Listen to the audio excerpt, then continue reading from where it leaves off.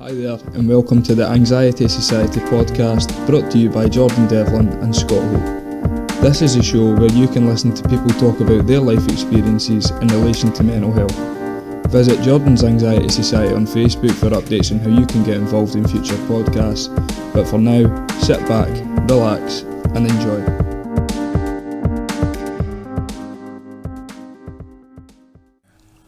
And then we'll trim it later. Aye. We'll just fucking ease ourselves in it. We'll have a wee shot. I thought we'd edited it out. Edited it out. Fucking Jesus Christ. I thought we'd sorted this out. Fuck's sake. Fucking crack on the bottom of your fucking elbow. Oh, what a sound that is, by the way. It's a beautiful sound. I wonder if I can put it on the mic and hear if you can. You'll be able to hear that. I think we should fucking play all this. Oh Jesus Christ. What the fuck's that? Oh, that's satisfying. That ready?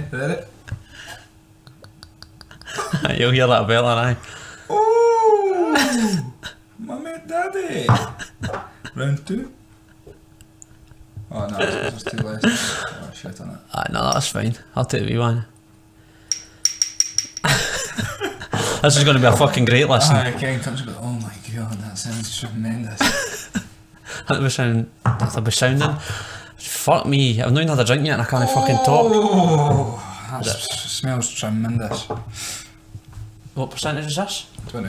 It's fucking piss water. Piss? Aye, right. Oh, you cunt. I'll be pissing blood, never mind. Right, what we'll do is we'll cheers and then. I think we've already started. Have we? Aye. Is that us start? Aye. Yeah. I think we started right for the very start. I think that's a good. What, just chill out? Aye, I think that's our best intro yet. Maybe. It's better than, no, this is now episode. To be fair, this is now episode 10. 10. Can get a happy birthday to us. Aye, I would This is our 10th birthday. Why am I coming out next? I don't know. It's because we're so relaxed this one, because there's nobody here. Okay, I'm so chilled out. I'm nearly horizontal here. Right, we're taking these. Right, aye. I'm Cheers. just fucking cheers, mate.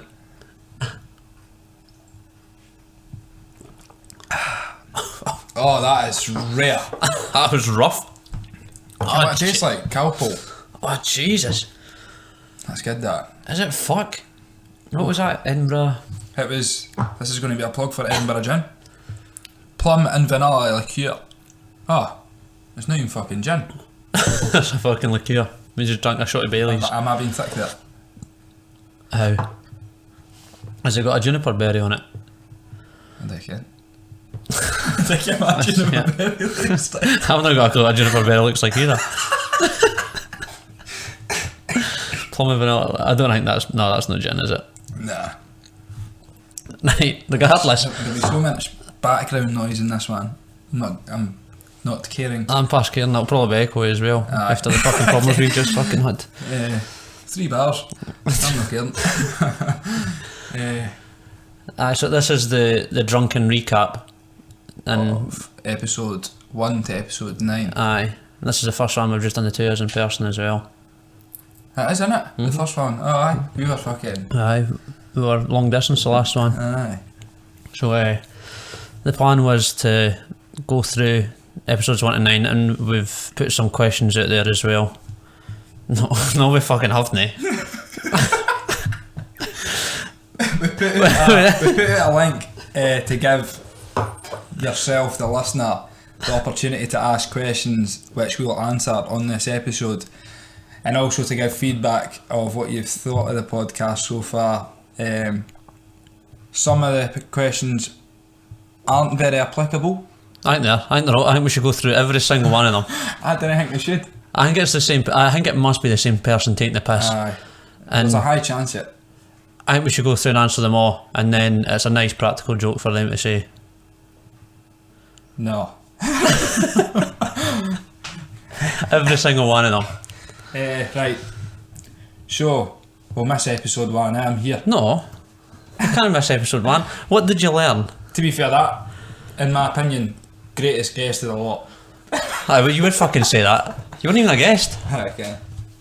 Sitting in my in front room. So how do you want to? We should have noted this down before we started. Like, We can edit this bit out, but... No, we can't. We're rolling. Is this? This is like, we're live. No, you can't. Good job getting the actual live, eh? I know. This is a fucking train wreck already. So just to be clear, there is alcohol involved in this one, so if we do start to go off topic, We did for the first one as well. I don't apologise. No. I think the official length of the first one was an hour and a half, but I think it must have been at least 3 hours. But we were drinking during that one as well, and we had to edit loads of it out Aye. because half it was absolute garbage. I'm sure this one will be the same. Aye. But we're not editing it out. No, this is it. This is like, You're listening to to be fair, we might edit something out. like this bit right now. Aye, we've actually just chatted shit for the last, what, Oh, fucking 5.5 minutes. aye, well, we're getting into it. This is just Right. So, episode 1. episode 1. What a fucking hassle. Aye. That was... When did we start this? Kim, what we'll do, we'll break it down to folk how it's come about. Aye. So, Right. it was a case of, I think you were round here for a drink. Was it you that was here? And I says I was wanting to start a charity originally. Nah. And then you messaged me to say, have you ever thought about doing a podcast?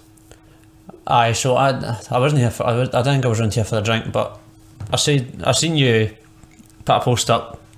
I don't know if it was on your Facebook or if you had started the page by that point, just saying, can you share the post? And that you were going to start the... I think you did put a long like thing into the group chat, and everybody else... I'm not trying to shit on anybody else here, but everybody said, oh, if you need a hand, just let me know. Like, Aye. if you just need anything, just let me know. And then I didn't want to... I was away to text that, like, well, if you need anything, let me know, I'll get you a hand. And I was like, That's just that. I don't know why I put like an empty fucking... That's like an automated reply. Aye. Like when somebody's trying to do something, oh, if you need a hand, let me know. You can I was like, run I actually wanted to actually help, like, go to you with something. And I thought, I didn't actually think I was going to get involved to start with. I actually thought it was just like an idea for you. No. Aye. Aye, but it was a good idea because I did think about it, but I was like, Don't know where to fucking who am I start. to just speak to folk, you know what I mean? Aye. Like, I'm just a boy for the block here. Nah. But nah, I think it's branched out quite a lot because the whole charity set, I'm not saying it's been forgotten, but it's been put to like the back of the Aye, queue and this at is the minute, sort and this of is like taking the front run. Aye.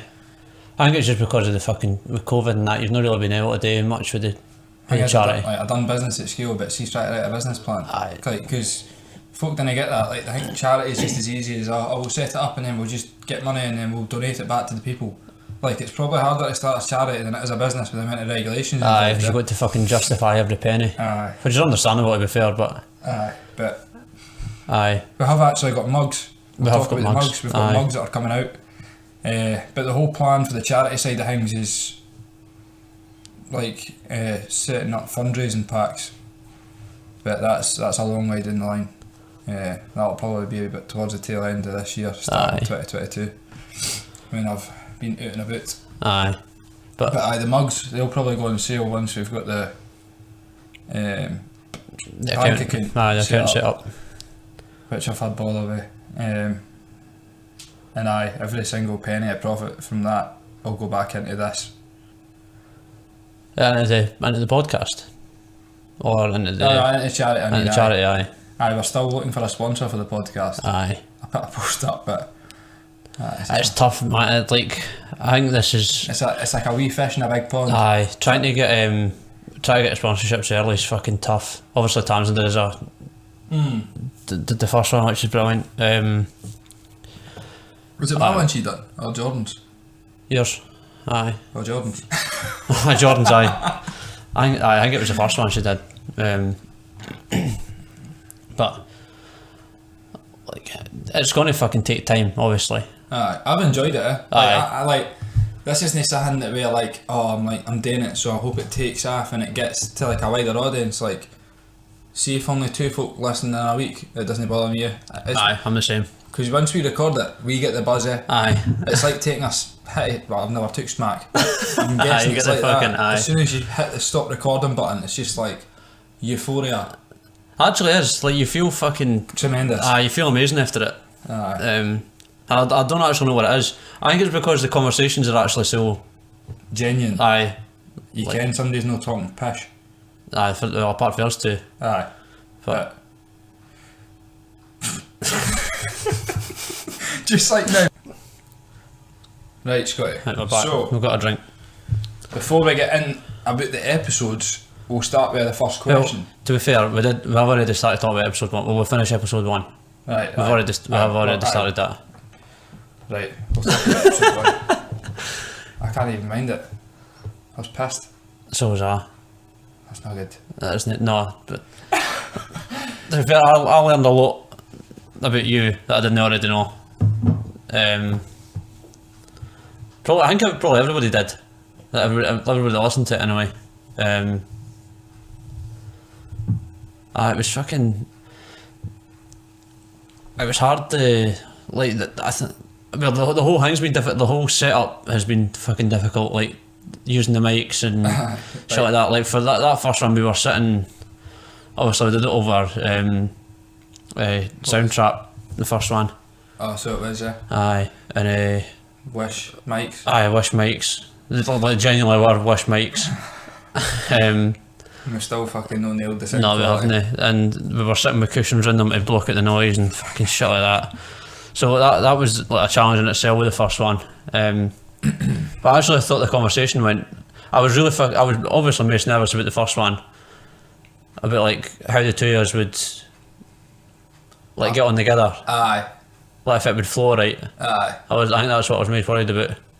And I think it went well that way. Like, Thing is, once you're like 2 or 3 minutes into it, you forget that's the Aye, you mic's do. even there, and it's just like a conversation. Obviously, you'd never. We always say this, but you'd never hear this sort of conversation after the mic. But I would probably. Aye. So I'm one of the like. I was going to say gimp there, but it's no. It's no bad to have the kind of conversations, but a lot of folk didn't like to hear the sort of. It's no heart to hearts, but like in depth, like Aye. emotional asking chats. fucking difficult questions. Aye. Like I'd have emotional chats with anybody, even with folk I like. If somebody's got a problem, I'd happily sit down and listen to them. Aye. I think that's what I've got better at, like during this. There's that whole. Actually, like, being able to listen, because when we're doing these, it's fucking. It seems like a normal conversation, but it's so difficult to. Because we know that we've got to ask a question next. Aye. And it's difficult to listen to somebody and think about what you're going to say and ask the next question, but whilst completely taking in what that person's saying Well, is mate, actually mate, fucking. we can't multitask you. We can't. We definitely can't. But I think we're getting there. I think every one of them's been. Alright. Aye. I think we've done well with it. I'm proud of the 9 that we've done. Aye. I've listened to every single one of them, It's a bit sad. Obviously I need to listen to it to Aye. edit it, but like even once it's fully edited and out there, like if I want to like go to sleep at night, I'll just stick on one of our podcasts. It's weird, like you listen to yourself, but you know you're listening to somebody else's story at the same Aye. time. I've struggled to listen to them, to be fair. I have listened to them, but it's more for like try to like improve like get better at it. Aye. But I need to listen to myself to see what I'm doing wrong, to see what I can improve on.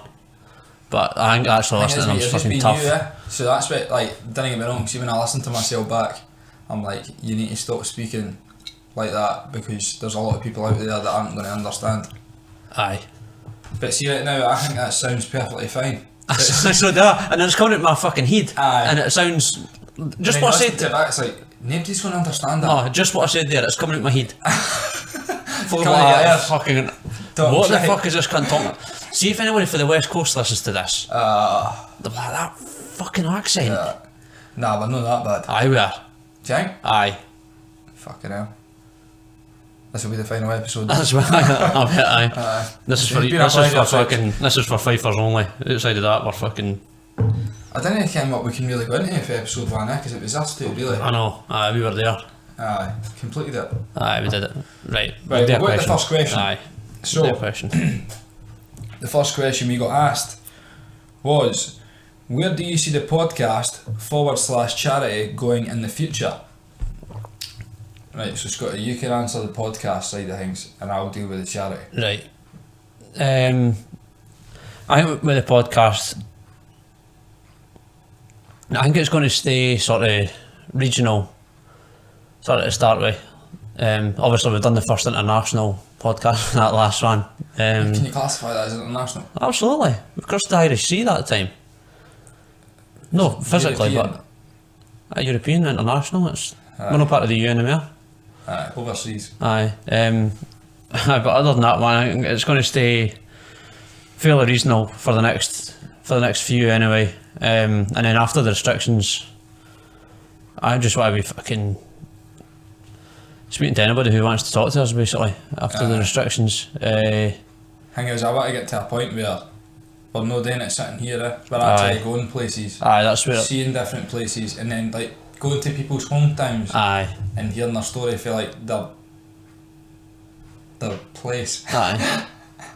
I think that's what a studio would be great in that, but I would rather travel and Aye.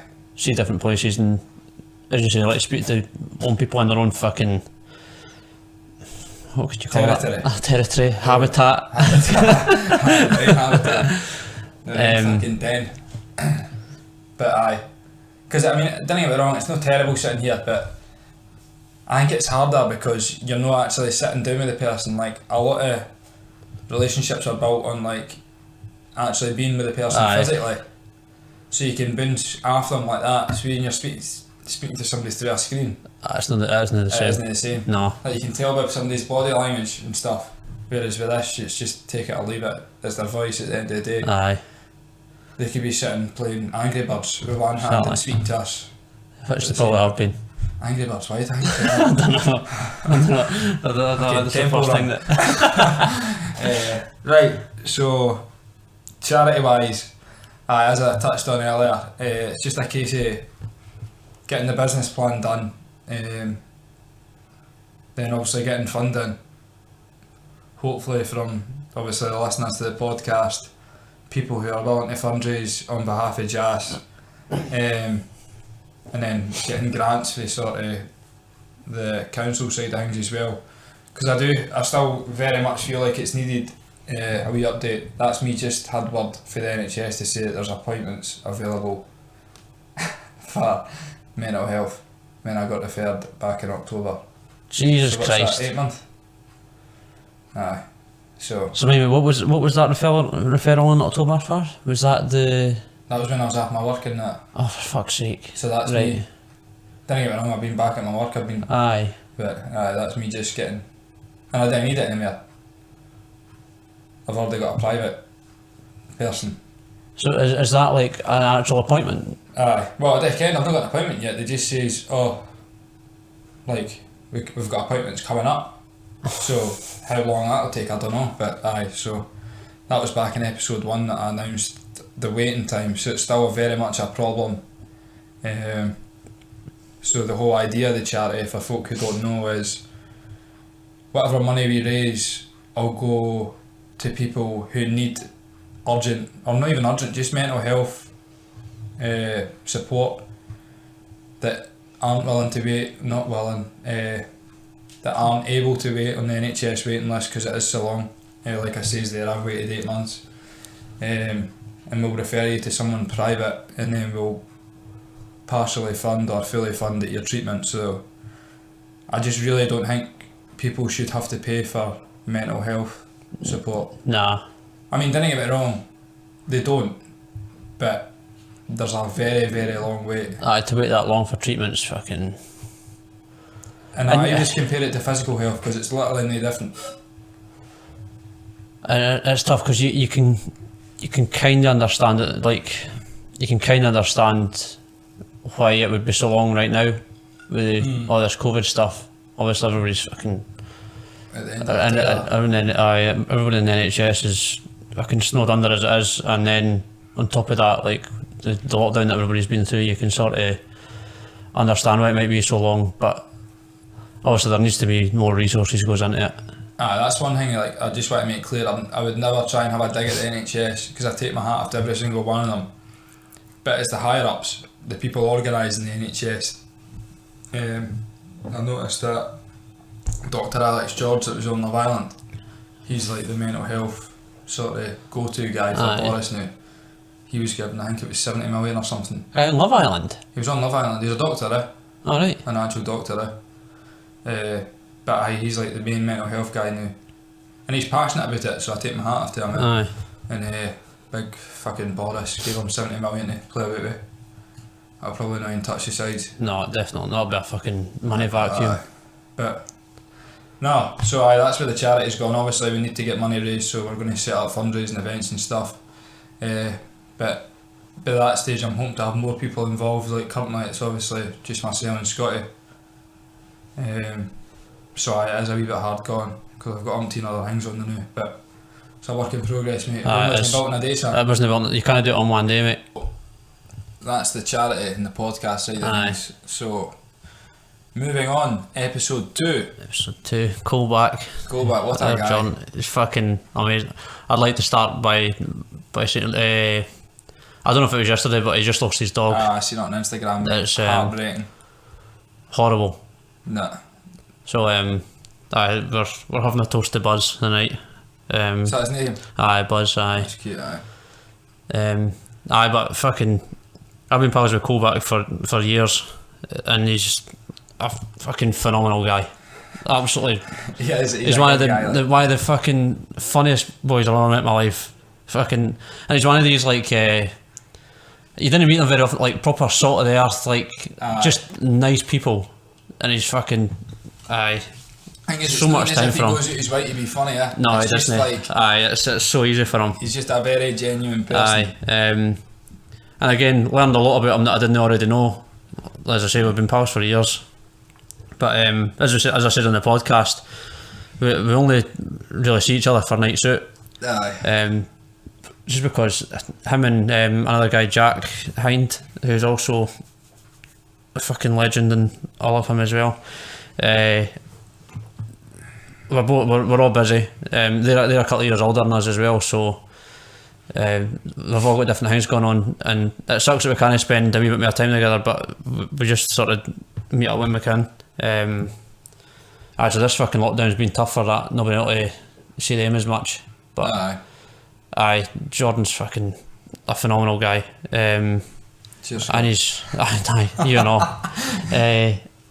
Thing is, I've only ever met him on like nights out and that. But see, actually speaking to him sober, he's just such a genuine guy. And like, see the stuff that he's been through, like I think a lot of folk listening to that, it'd make them appreciate their life a bit more. Because when I wasn't expecting that. See, when you said he was coming on, I was like, I wonder what stories he's got to tell. Like, the same as everybody. Like, kind of like, I wonder what they're going to say. Like, because we didn't have a clue really. Like, we have like certain guests that have been on, we've had like a slight inkling, but every single episode's been a surprise in some way or another. It definitely has. That one more for me than others. Like, I didn't even ken what Addison's was before that episode. To be fair, neither did I. Even when he told me that he was going through that when we were doing the Monroe, I had no idea still even how serious it was until after it. And I never even thought about the COVID implications for it. Like, that never even crossed my mind until you brought up the podcast. I was like, fucking, I didn't even think of that. Like, I just we never went into it on the podcast as well, but he was absolutely, to be fair, I didn't think he was going to make it like to the top. When we were about halfway up, I was like, there's absolutely no chance he's getting to the top here. We'll just go as far as we can. And he was maybe taking sort of like 15-20 steps, then having to sit down, and then another 15-20 steps and sit down again. And I was like, must be a job thing, so I'd be the exact same. I was like, we've got no chance here. And he did. He got to the top, but he only told me about maybe like 3/4 of the way up. So by that point, I couldn't really take it in because we were fucking 3/4 of the way up this Monroe, and then we started coming down again. I was sort of like 20 paces in front of him on the way down, and then I would sort of wait for him to catch up, because even though on the way down he struggled, because coming down's a lot fucking harder than going up. Because you need to stop yourself. It fucking sucks.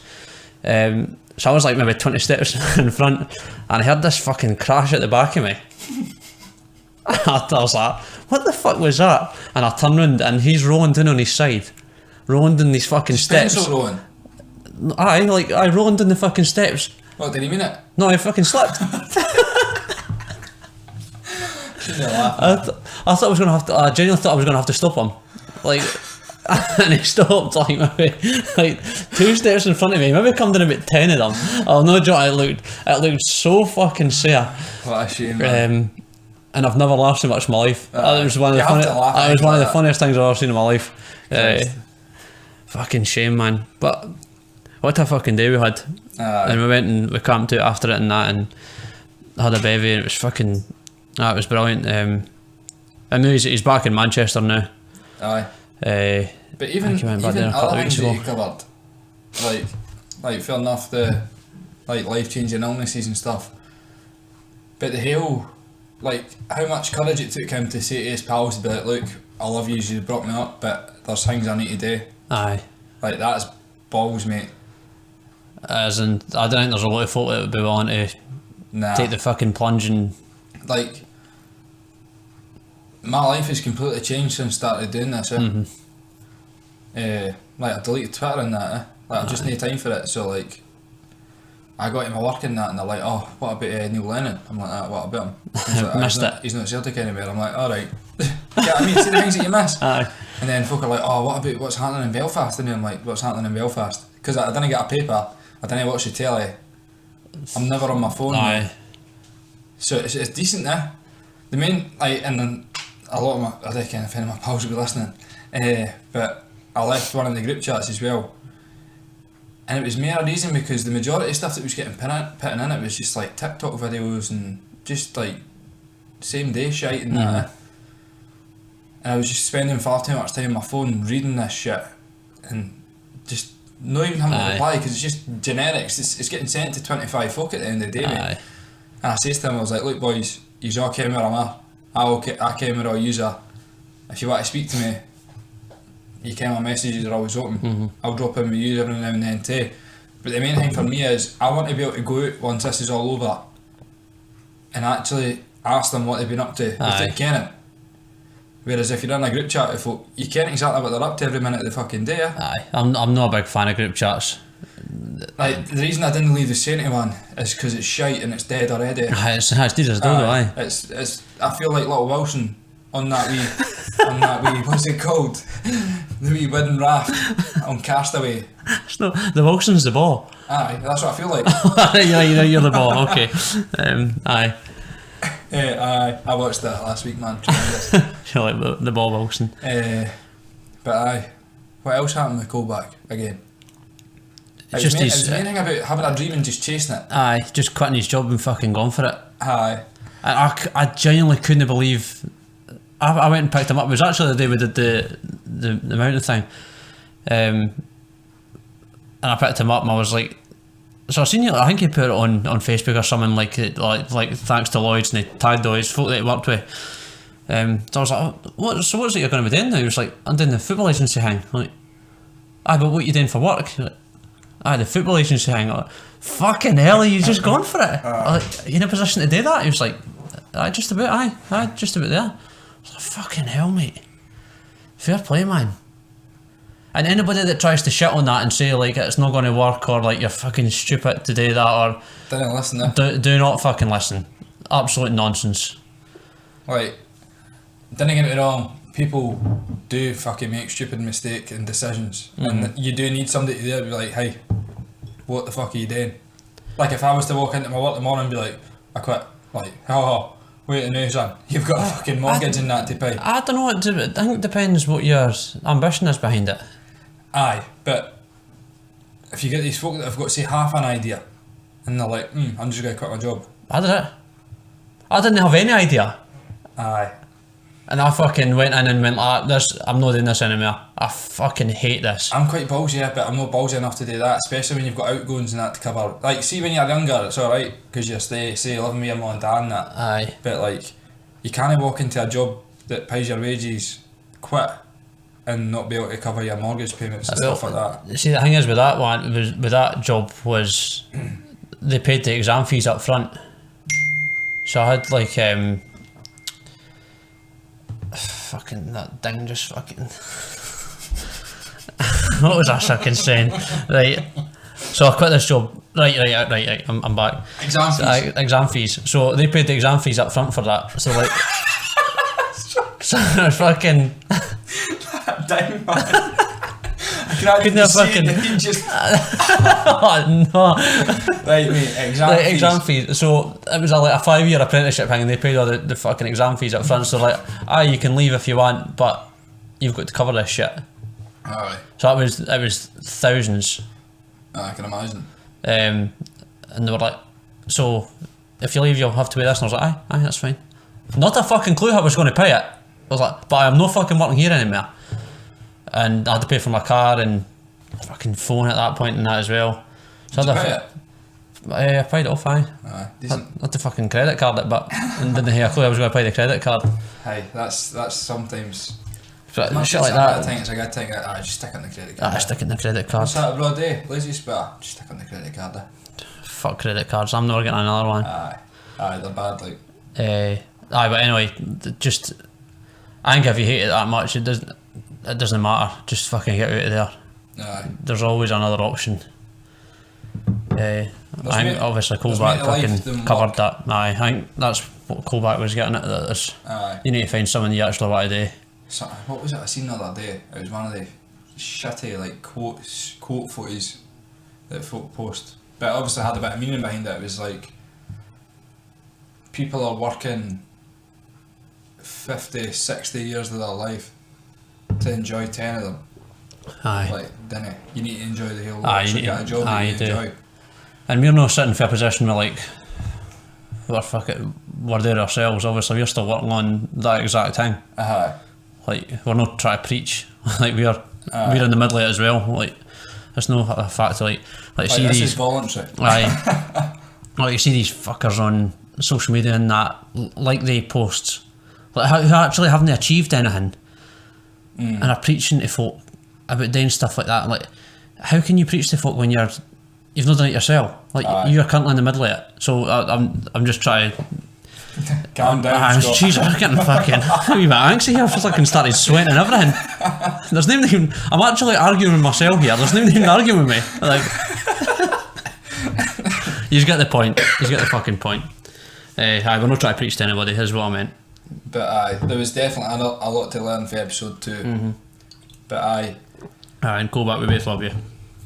and we Buzz. Aye, we Buzz. Sorry to hear about that, mate. Aye, we love Buzz as well. But thanks very much for being a first guest Aye. on the podcast. I know, it was a that fucking is- big thing. First guest, and that Aye. takes a lot of balls. I know. It Can't does. balls you, mate. And he had to wait for an hour and a half to get on because we Aye. fucked up. To be fair, there has been longer waits. Aye, there has been.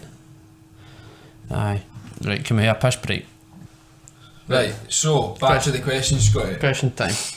Right, as much as we had a few decent questions on the link that we posted, we also had ones that were either fair pals or weirdos. I mean, Can I say that? You can say that. Can I say that? How can you not That's say quite that? strange, yeah. Like, It's not, we're trying to do something here, and folk are asking us if we're single. I don't think it's weird. I think it's flattering. I'll take it. To be fair, they asked that before the first visual one went out last week, so I think if they could take that back, they would. No, they must know I was us. sitting there like a totty scone on on the chat to that Joey bird, man. See my fucking blank expressions, man. Like, what are you looking at there? I was definitely a fucking mental health podcast. Fuck me. A deer-faced cunt sitting there. Christ. I think they were all valuable questions, at least. We'll answer them all. Aye, because I think they're funny. Right, so you go first. So, how would your friends describe you? Oh, fuck. Bearing in mind, I'm your friend, so you So can't just- lie. Aye. Oh, fuck knows.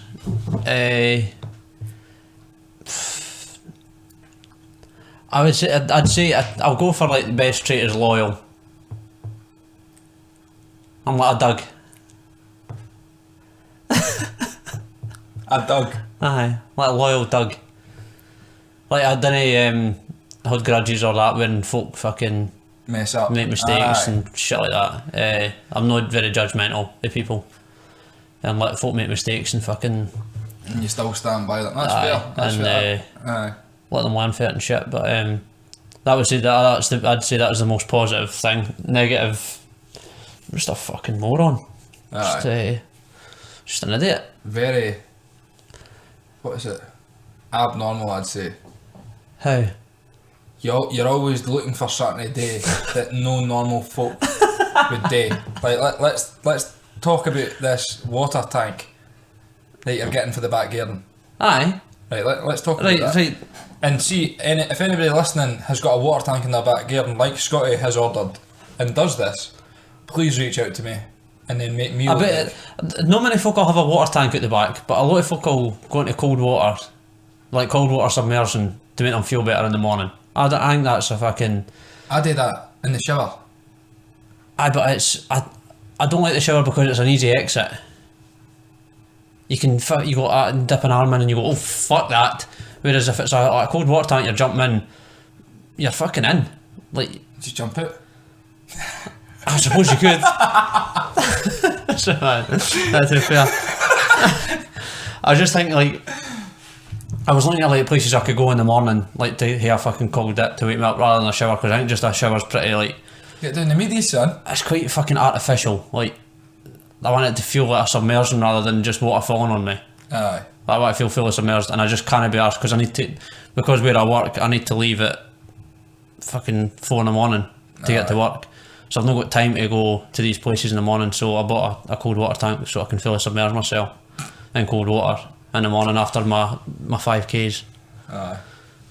I think that's completely normal. I mean, I didn't knock you for it, to be fair. Like, it is good. I do the cold water shower, like, who was it I was speaking to about? Was that Courtney. Was it? And we flick it to cold? Aye. Aye. Aye, so like I didn't flick it to cold and then jump back in it. Like I'm sitting under it as I flick it to cold, so it's just a waiting process of the water networks, and then you're just waiting, you're thinking, fuck, bang. I'll go like cold shower. Like right for the start? For washing, mate, for fucking like 3 minutes freezing cold. You need to wash yourself with warm water, mate. No man, you're reeking. Fuck's sake. A bit of fucking respect, man. Fucking deodorant and aftershave and that. Right, how is your friend's best described? You've not described yourself. I can. Or is that what you're doing, reading it back? Aye, I'm just Alright. trying to... No, not contemplate. Aye, we'll Aye, do that. contemplate, Contemplate the question. Aye. I would say very annoying, definitely, and I wouldn't even have anybody arguing with it because I ken him. I say things that a lot of people wouldn't say. I'd say I'm very honest, very ambitious, Yep. and just a generalised prick to be around. A good cunt. Aye, But I wouldn't even say you were annoying. I'd say you've got annoying qualities. You're not. There's a difference. You get really fucking like people that are chatty. Aye. Annoying. Fucking Aye. chatty. Chat the lugs off you. Chatty But fuckers. it's just shite they're chatting. Aye. Aye. You're no chatty. It's not annoying chatty. It's. So you're what? And it can sometimes be a good thing. It's fucking stubborn. Like your way or no way. Aye. For pretty much all the 100% fucking. agree with that. And that's an annoying thing to deal with sometimes. But sometimes it works. It works out. Don't get me wrong, I can see both sides of an argument. But just don't but accept the not other one that I side. fucking believe in it. Aye. If you believe you're right, that's the Aye. fucking. So I don't even argue with you anymore. I just let you. Just let me argue with I myself. just let you be right. Aye. Because that doesn't really mean that much. It normally doesn't mean that much to me. It's fucking Aye, I would say I was quite I am very stubborn. very stubborn. Aye. Outside of that, good cunt. Aye. I try to be anyway. Aye. We all try to be, Aye. but we don't always We've achieve all it, had, do we? we've all had our problems. Aye, fucking right we have. The next question was single. Yes. And no. How old are you? I am 24. Both 24. 24, aye. And honestly, mate, Just read it. I don't like how it's anonymous because I like it, but you picked the anonymous thing. No, but the people can choose whether they want to be anonymous or show their face. So we've got one.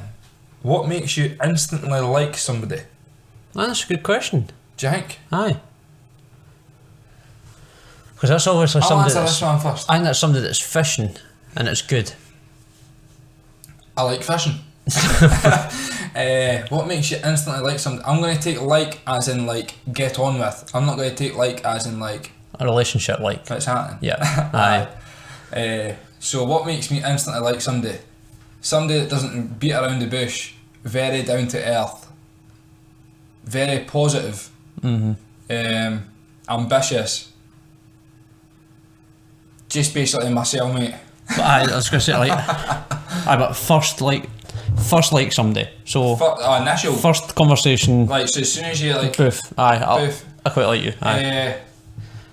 Genuine. Aye. That is the one word there. Genuine. Like, no disrespect to people in higher up positions in the workplace and that. Not my workplace. I'm just saying, like, for watching stuff Aye. and like listening to people's stories and that.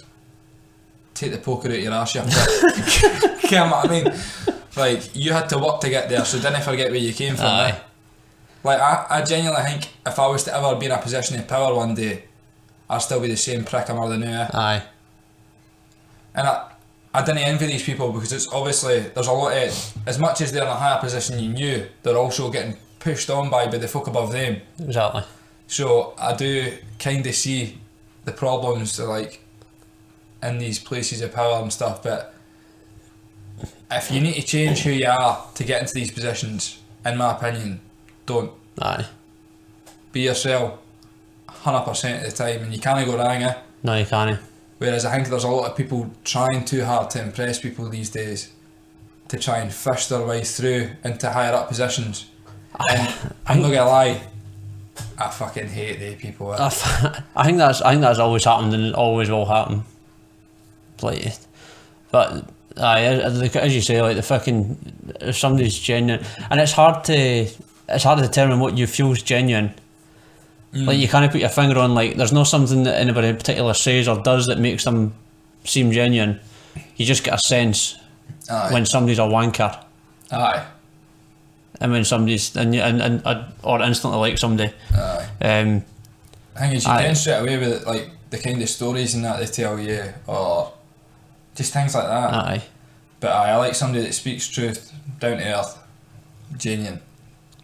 What about yourself? I pretty much second that. And it's actually quite a difficult question, because sometimes you just like, as soon as you see them or the first sentence that they say, you're like, I fucking like this guy. And then some people, the second open their mouth, it doesn't, like, they could say the same sentence and you go, this boy's a fucking walloper. And you can't quite put your finger on why that is. I suppose that's like, See when somebody's, I suppose that is fucking life. Like, you're not going to get on with everybody. it's even the way you interpret somebody. Like, you can straight away see as soon as somebody opens their mouth and Aye. starts speaking to you, like even their body language or the way, like the tone, all that sort of stuff, you can just tell straight away, prick. But saying that, I try to think of myself as fucking, as always try to be as genuine as possible and as nice as possible to people. And some folk I'll talk to and they'll think I'm an arsehole. Some folk will be listening to this, Prick. think I'm an arsehole.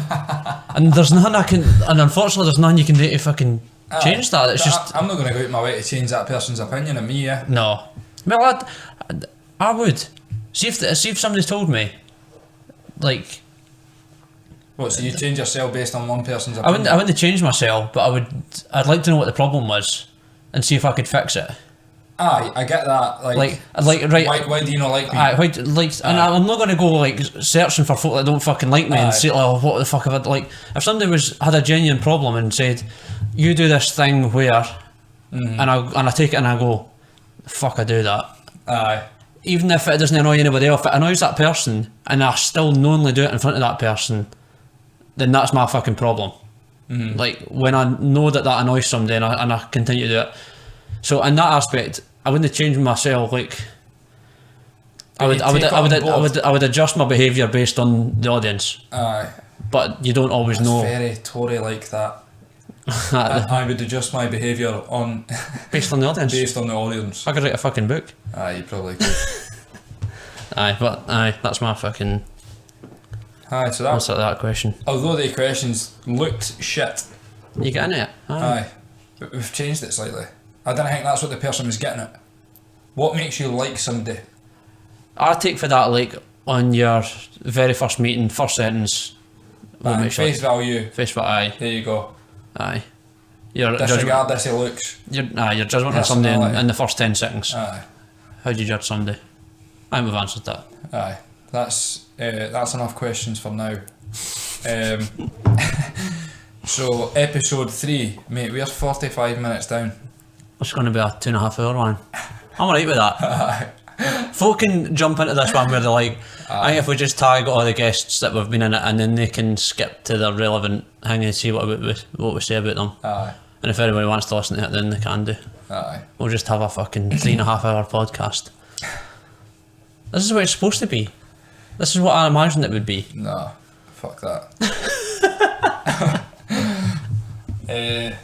Not that I've got anything against having a long conversation with somebody, like, nerves would kick in. Because like most of the time when we're recording this, we didn't use this software, so we didn't actually ken how long it is. No. We just see where the conversation takes us, and then when it starts to fade away, we end it. Aye. Which is a good thing, because you didn't want to start talking for the sake of talking, like what we've been doing for the last half an hour. We're not talking for the sake. We're genuinely talking right now. Like, we're not just talking for the sake. I know it sounds like bullshit, but Aye. we're in a conversation. Aye, we'll be here all night. Right, so episode 3 was The lovely Courtney Hackett. Mm-hmm. What a girl. Aye. Touched on some very relatable topics for a lot of people. I think everybody's, well, the majority out there's been in a job where they've hated it. Yep. And just wanted it way out. Obviously it's not made them feel as bad as what we Courtney felt. No. But aye, fair play to her for coming on and talking about it, because it's a weird job, because you didn't want to, like, obviously she was still working for the same company, and she's coming on and speaking about that sort of stuff, but luckily she informed me today that she's got a new job. She has. Starting, so congratulations, Courtney. Congratulations. So that was all because of the podcast. Like, if she didn't come on this, she would never have a new job. Do you think? I'm joking. No, I was going to say, fucking hell. I was like, Jesus, you're fucking propping us up something off it. But nah. And there's something very valuable she's going to be doing as well, which I like. Like, she is a very thoughtful person in my eyes. She's always looked out for me. She just turns up with Tesco meal deals and that. Like, I mean, come on, you can't knock a Tesco's meal deal, mate. And our choice in the it's always phenomenal. See, when you say Tesco's meal deal, it's a very broad selection. There is some dross in there. What was it she got? It was like a chicken wrap. Right. I mean, a wrap for tremendous. I didn't ken the rest of it, but you get the gist. But fair play to her. Congratulations on the new job, and it was an absolute pleasure speaking to her. I know that I've not spoke to her before. Like, that was one of the ones that you had a bit of an inkling. See, I was completely in the dark with that one. Like, Colback, you were in the dark. Aye. And then I was in the. That was the first time I met Courtney. I got the same impression. Just generally lovely. As much as we speak though, like, a lot of stuff that she come out with, like the whole, like, feeling like she was going to pass out when she was at her work and stuff, like losing her gran. Aye. Like, I didn't ken any of that sort of stuff. Aye. But since then it's obviously been like the anniversary of her gran passed and that, so I've always like touched in with her to just make sure she's been alright and that. But I still speak to her all the time. I did take a fair bit for that one, especially like no taking it away from what she's been through, but you would think like the loss of a grandparent and like maybe divorce is extremely common. Aye. But how people deal with it is completely different. It depends on the person. So you might think on the face of it like a divorce and loss of a grandparent. I might think like, well, everybody's been, well, a lot of people have been through that, but it's so tailored to the individual how that affects you. Because we went into the background of it a bit, and it was like there wasn't any warning signs. No. It was just like she came home one day and like we need to speak. Bang. Like, imagine. And at the age that she was as well, like you ken what's happening. Aye. So it's fully not as aware. if you can forget about it, or like you were too young to understand. Like she kent exactly what the script was. And fully aware of like the circumstances that or what that meant for our future. Aye, so But it's good though because, like obviously our dad, he used to work in the gym that I used to go to. I get on with him really well. But aye, she's still got a very good relationship, I think, with both parties, like her mum and her dad, which is great because I think there's a lot of people that maybe go through the whole their parents getting divorced process and it's toxic. So they're fighting for rights to see the kids and stuff. aye. And you as a parent, you're getting caught up in it. Whereas I can't really comment on that topic because luckily I've never experienced it, but for these sort of people that are caught up in the middle, I do feel for them. Aye, well, I was fucking Jesus going in it. I was pretty much caught in the middle, but I wasn't even toxic, like as in there wasn't a fight. Mine was just dad gone, disappeared. Aye. So that's completely different, obviously, to Courtney's one. But I was young enough where there was no possibility of me understanding what that meant. Aye. So it didn't affect me anywhere near as badly as what I think it would have affected me at the age she was dealing with it. So it's fucking. I thought it was really. I thought it was interesting, like how much it affected her. Whereas in my experience, it didn't affect me as bad. I just thought it was interesting, like how people could react to the same situation completely differently. Age is a lot to do with. Aye, a massive thing to deal with. Understanding. And obviously our fucking younger siblings and that as well. Is it an older brother? Older brother? She's got Is that a wee sister as well? I do ken her brother. Is her brother older? I think his brother's Older younger. brother. I think he's younger. Well, yeah, She's definitely got a younger sister though. I'm going older brother, younger sister. Aye, I've got two older sisters. Nightmare. Nah. But aye, another tremendous episode. Aye, it was. I learnt a lot from it as much as I speak to her all the time. Aye. Thanks very much. Aye. First girl on the podcast. First girl on the, like we're going to start handing out awards here. I know. But aye, thanks very much for joining us, Courtney. And aye, I will do it again. aye we will. Obviously. Hopefully a lot of folk took something from it. Aye. Rough. So, back to the questions, Scotty. No. Fucking hell, I'm miles away here. See, this is where it's quiet. So I'm Right. here. Back to the questions. So, from Mr. and Mrs. Anonymous. When people don't drink, what do you think about them? I think that's actually quite a good question It is. when it's related to mental health, because I feel like a lot of people feel a pressure to get bevied when they're in the presence of people getting unbevied. Aye. I.e. me.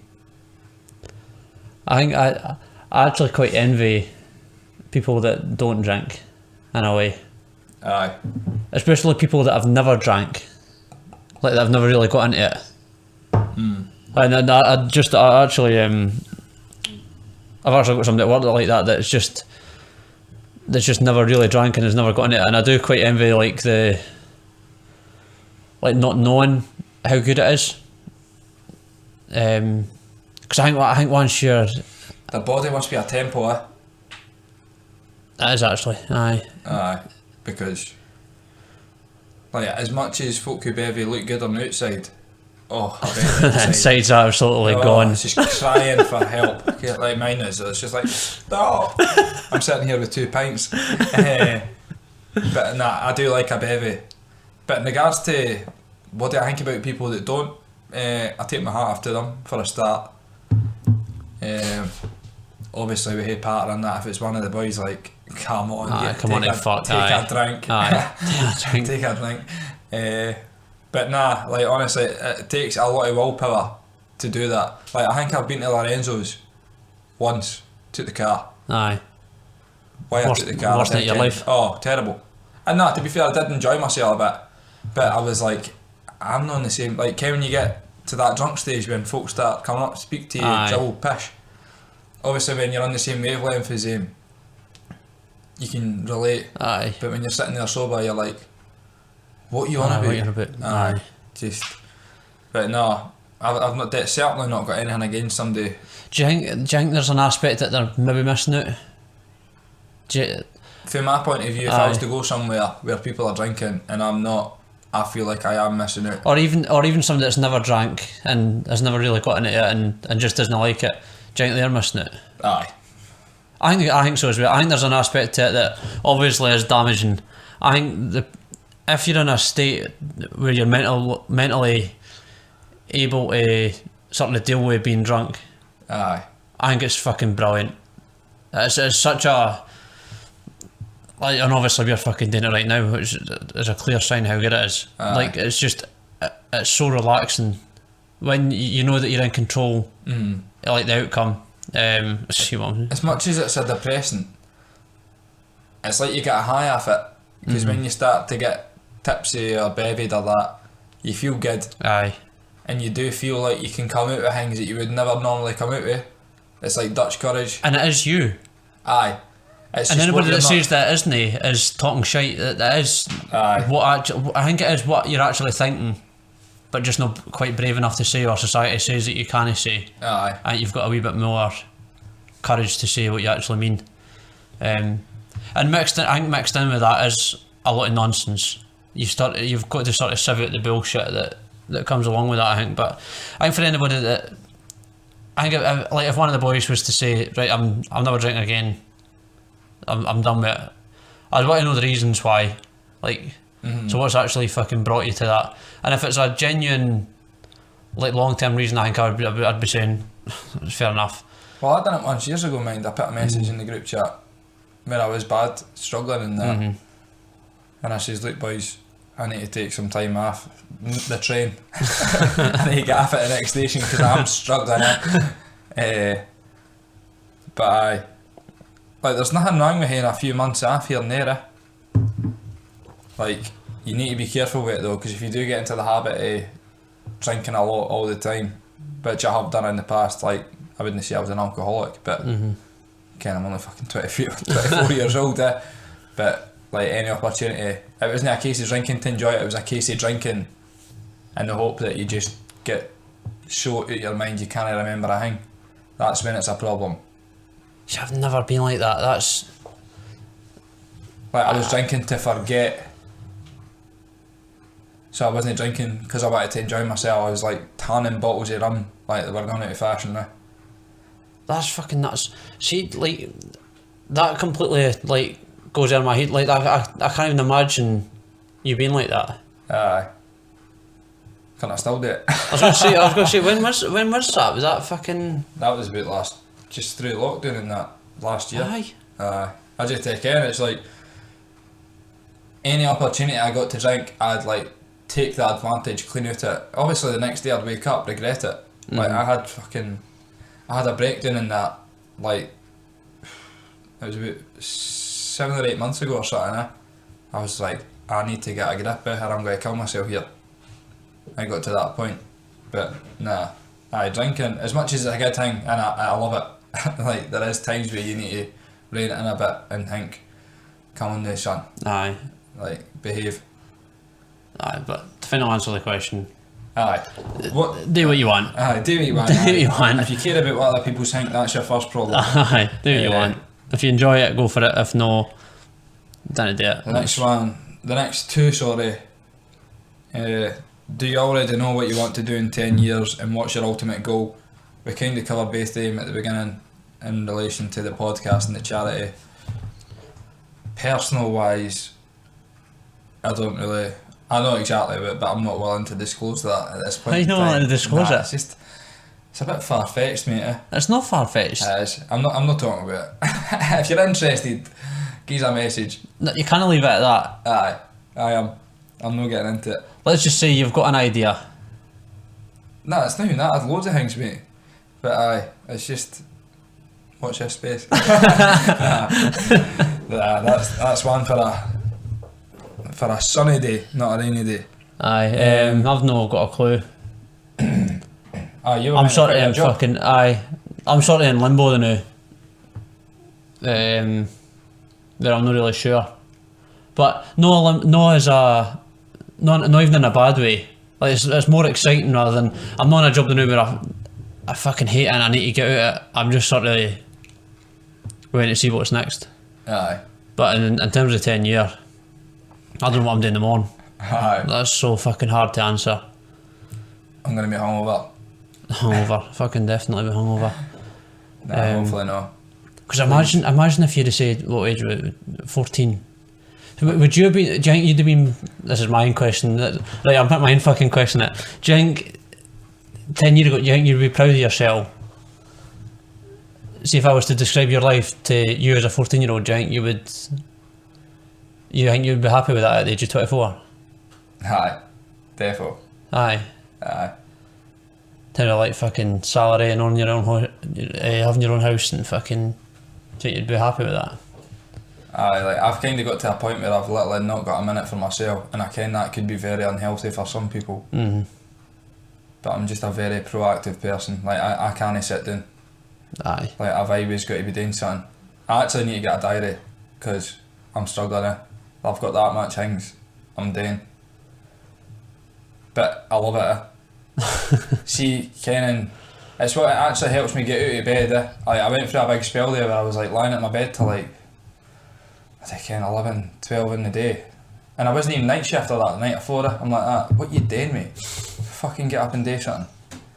And then obviously this started and I had another couple of things that come up too. But aye, it's what kind of like, if I'm lying in bed and think, oh I'm shattered, I'm like, but you've got this to do. Aye, you've got stuff to do. Like, get up, let's go. But aye, no, it's decent. What about yourself? I don't think I would be actually. Nah? No, I think if I was to describe myself now to my 14-year-old self and say this is what you'll be like at 24, I don't think I would have been happy with it. But saying that, Why? What's your reasons though? I'd have thought I'd be. I don't know, because at that age I was focused on money. No.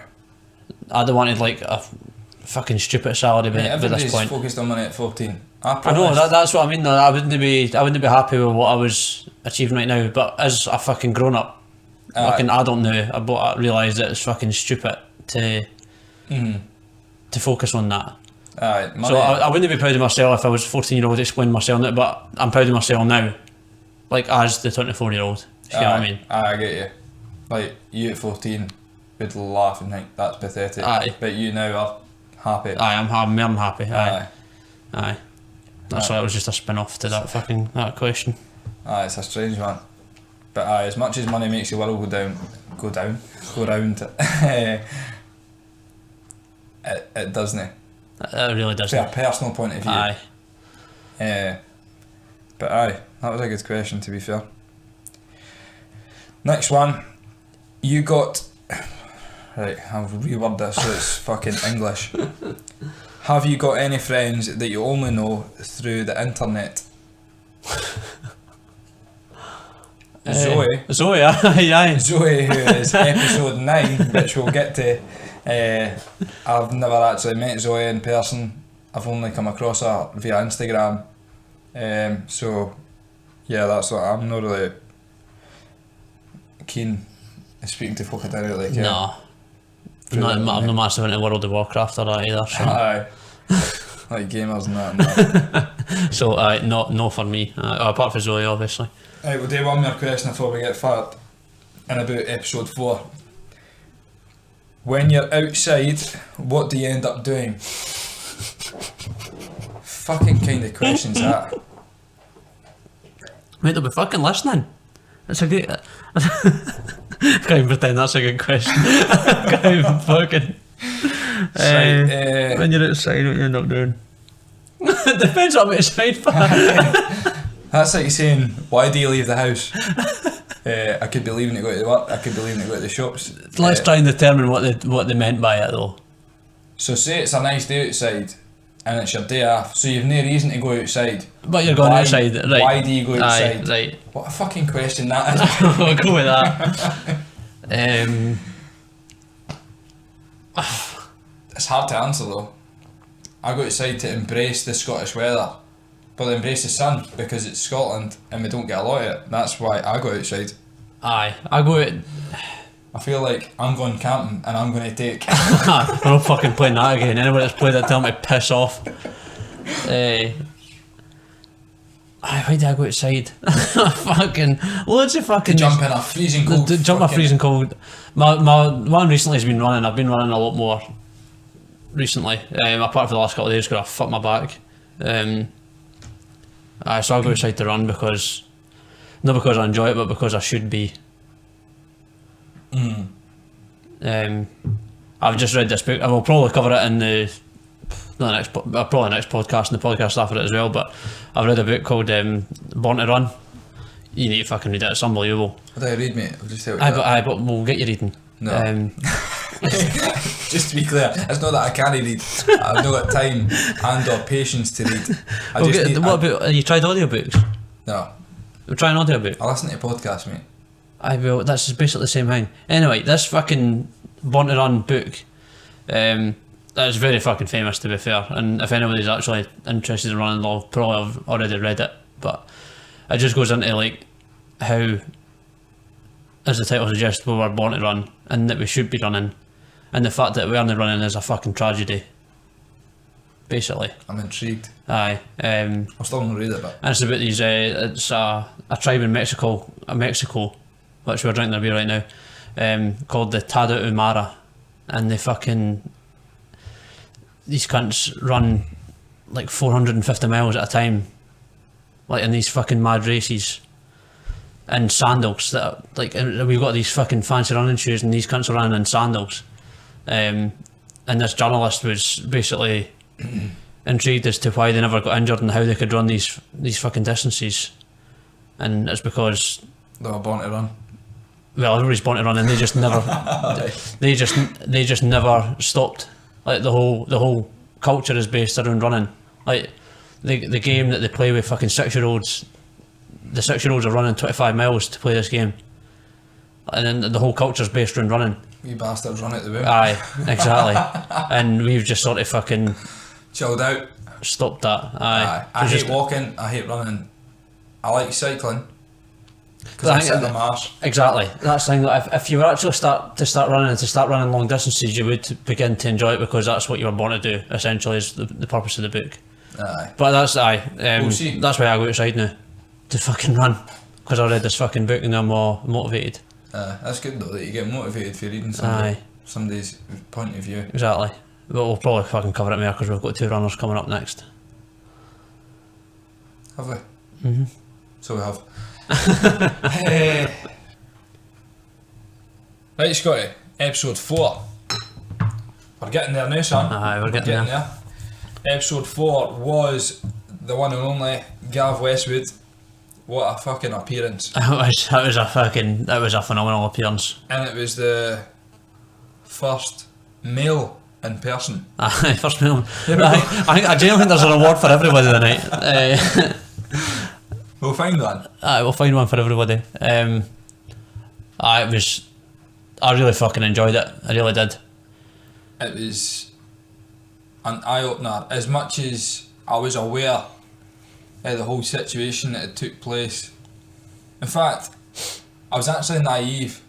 Like, cause I to be fair, I expected Gav to come on and speak about Rideau purely. Aye. Completely disregarding some of the problems he might have faced. Aye. Like, obviously he would have had to digest what had happened in that, but I didn't think he'd have faced the problems that he did to that extent. So that's something that I've kind of learnt for. But honestly, see, to come on and speak about something like that is class. Aye, I think that's when it sunk in for me. Like, I think that was that the first one we did with these mics as well. Mm-hmm. That it felt. I think that was my first one that I realised what a bit of, like, although a small audience, we still had a fair bit of responsibility. Aye. And although we're taking the piss in that now, and we're obviously, this is the fucking drunken recap, and we're talking a lot of shit. That is a big responsibility that we've got. To let these folk tell their story. Aye, folk are opening up to us, eh? and then we're fucking lucky enough to be in a position where people are willing to open up to us, so we can't sort of waste it. That's what And I mean, that was the first one that really sunk into me. I was like, right, we actually might be onto something here. aye. Like, even the messages we've had for people who've been on, without naming names, like, after they've said their piece, and obviously the podcast's been recorded, they've came back to us and says, honestly, I feel amazing after it. And it's such a relief, which is class, because at the end of the day, as much as it's for you putting your story out there in the hope that other people listen and can take something from it and benefit their life, if you can put your story out there and then feel benefit from a personal point of view, Aye. then That's a double. that's even better. It's two it birds with one stone. That is. But going back to Gav, I've kent Gav for years. I used to play football with him. I haven't seen him for a while. But it was really hard hitting, considering the circumstances in which we were talking about, like something very close to home. It's just that it was as you say, it was an eye opener for the Aye. players, and it, as much as we can, like, we're not going to say laugh and joke, but we do try to take the edge off it at certain points when we're having these kind of conversations with people, because as much as it's healthy to say grieve, be upset and all this sort of thing, you need to look at the positives, and I feel like Gav done that throughout the podcast, which is great. He was sitting talking about how much a good time they had in Maga, how they were nearly scrapping, how Gav would have got his cunt kicked. I'd have put my money on Needle personally.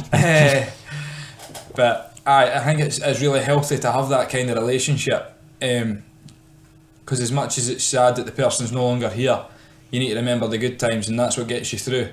Aye. So the fact that he come on, spoke about the shit, his experience alongside his friends, which I'm sure a lot of people listened and took something from it. The fact that he was able to then bounce back to the positives Aye. was And I'm sure, and as you said yourself, like, he wasn't always able to do that. And there's obviously a long fucking healing process for him that's took this long. I can't remember how exactly when it was, but it's a good few years ago now. It's took him this long to sort of be able to talk about it without breaking down. So fair play. I think Gav, like, from my point of view, Gav's always sort of somebody that I'd sort of seen round the town and round Dunfermline and that, but never really spoke to. Yeah. So it was good to get finally, like, get to actually sit there and chat to him. I can't wait to go fucking, like, we'll go for a proper pint and that now. aye. Once this whole COVID nonsense is over and done with, and we are more episodes down the line, I eventually want to get to a point where every single guest that has been on is in the same room. Aye. In like a party setting, but like not like a party setting, but like just a get together where there'll be obviously drinks, food and that available, aye. and just let folk bounce about the room Aye. and speak to these people. That'd be good. I've Aye. got visions of it. Aye. And honestly, I think it'd be amazing. Like, obviously we've already met. Well, no met. We've not even met. No, we haven't a lot. Well, we've met them all, but Aye. we've no spoke to them on face value with this sort of stuff. Mm-hmm. But all these people, they've probably not met each other in person and spoken about this sort of stuff as well. So honestly, I think it'd be really good. Aye. But no, Hopefully for fucking episode 100 or something we can... fucking hell.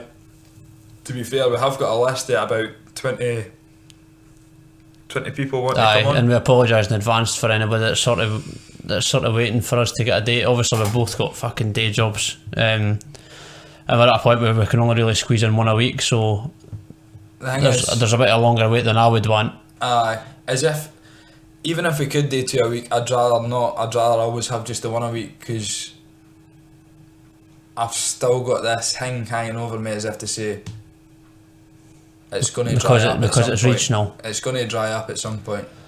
See, I don't. Which I hope it does, because that means everybody's healthy. Aye. You suppose you hope that it does. Aye. But at the same point, I'm like, it just keeps growing, and I'm not. Obviously, I'm not sad that it's growing. Like, I love that people are coming forward and want to tell their story. I do, but I just wish I could speak to you sooner, get your story out there sooner, and in turn maybe help people sooner. But obviously, as this is voluntary and we do have jobs, like Scott says, it's just really not possible. But we are trying our best. But I would maybe like to squeeze into a week at some point.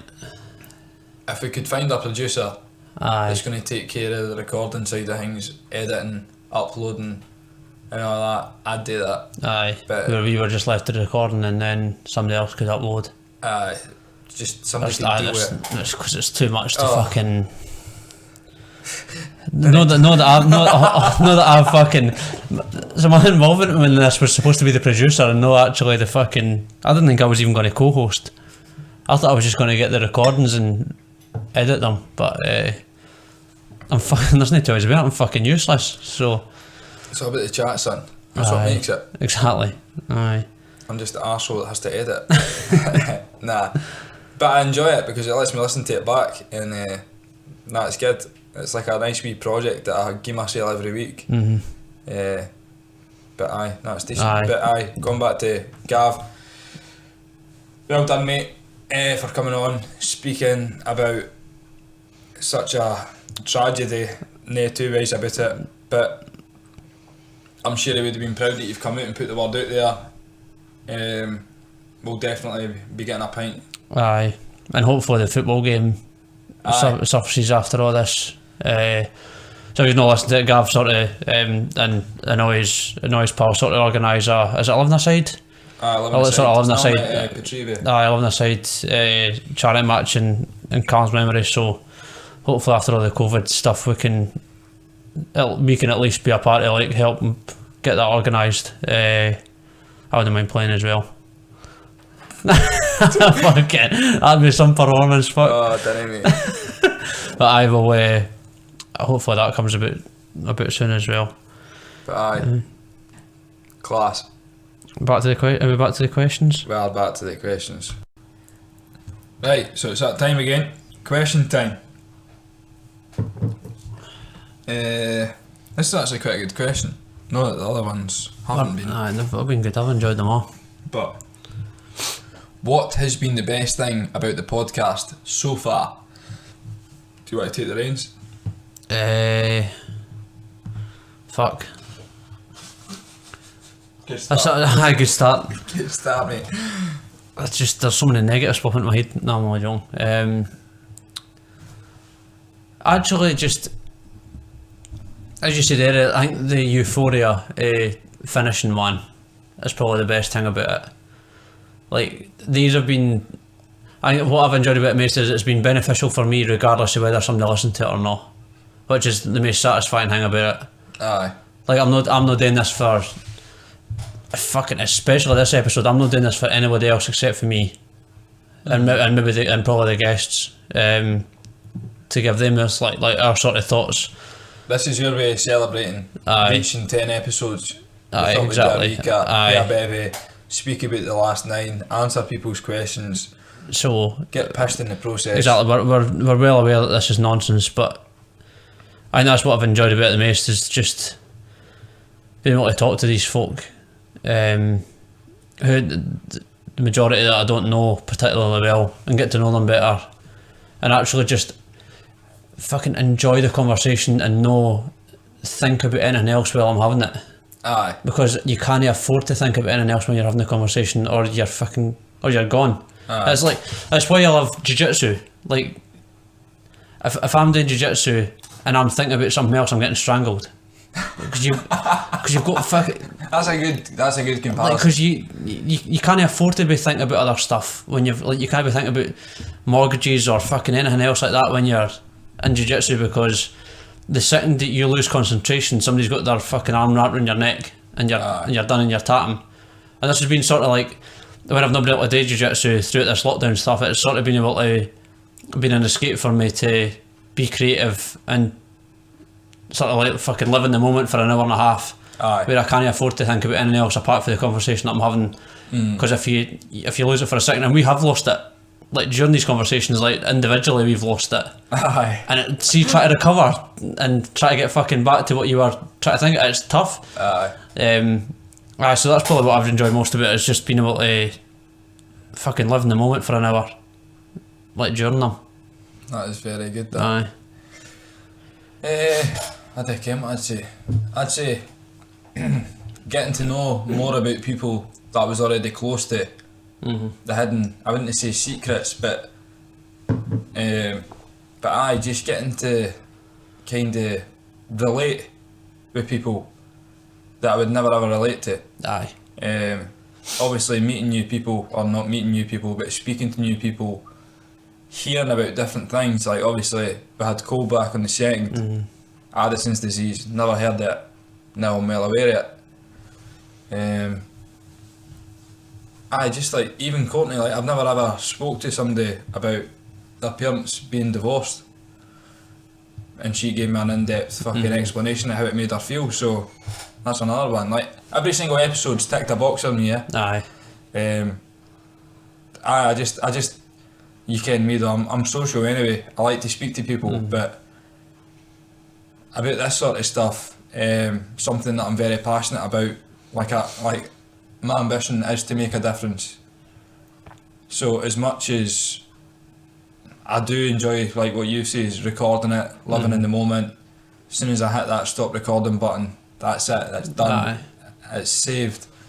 You can relax, because it is tense, it's very tense It's for the real terrifying. duration, because you do need to be 100%, like you need to be on your A Aye, game, you because do. as soon as you miss something, that's you. But aye, I didn't even care what I was saying there. How you enjoyed like talking to the folk, just to, like actually getting Aye. to know people better. Aye, so as much as we're recording it and that for like, and obviously feeling that euphoria and that when we finish it, I'm all about making a difference. So as much as the views and like the people who watch, listen, doesn't matter, as long as somebody that's watched or listened, like one person, and it's made a difference. And we know it has, because we've had messages saying it's made a difference. That is the main thing. Aye. And you can't put your finger on an episode, like, but don't get me wrong, there are people that will listen to an episode here or there depending on the caption, whether it might relate to them or not. But for me it's like an education. That's generally why I got into this, was to try and educate myself, because I was so naive about how people were struggling, and how like especially how you were struggling, and I was naive right up until the first fucking episode about you, and I've continued that naivety right the way through. Like I've thought that I've understood and known better until somebody's mentioned someone and I've went like, fucking, what are you talking, like how could that have, like for example, Zoe's one, just about our weight loss. I was like, Aye. I didn't think that was Eating more calories than what you were and still losing weight. I didn't think that was a thing. Nah. I know, like I've done that. I've been like, I need to go and fucking read up on this shit. Like, I need to fucking learn this stuff. Aye. It's crazy how the brain can implement like your actual life. Aye. Like, that was hard hitting for me. I was like, how is that even that was possible? I was thinking. I was like, because obviously I asked her. I was like, so how was that manifesting itself? Was it a lack of eating? Was it a lack of appetite? Aye. Too much exercise? And she was like, I've been eating normal and I've just been losing weight. I was like, what the fuck? Aye. Because I was under the impression she was maybe stressed, so she was under eating. That's what I thought as well. Like, or But the fact that she says she was eating and maybe even overcompensating calorie wise and still losing weight, I'm thinking, fucking hell, that's scary. That is scary. Sort of listening to that and thinking, like when she said about that, and I was like, oh, was it a lack of, was it too much exercise? Was it a lack of eating? All this sort of stuff. So that's one aspect of it, is the mental health side of it.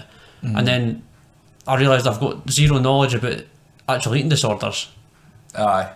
I was like, Anorexia I need to learn and I need to learn the difference, and I need to educate myself on these eating disorders as well, so that if anybody else comes in the future, that I've got a background knowledge, at least something. So we're not completely, because we've admitted pretty much on every episode that we're fucking idiots and we've not got a clue what we're talking about. I would like to get to a place where I know what I'm talking about. That's my end goal for this, I think, was to educate myself to a point where I'm actually happy talking about this sort of stuff, like on a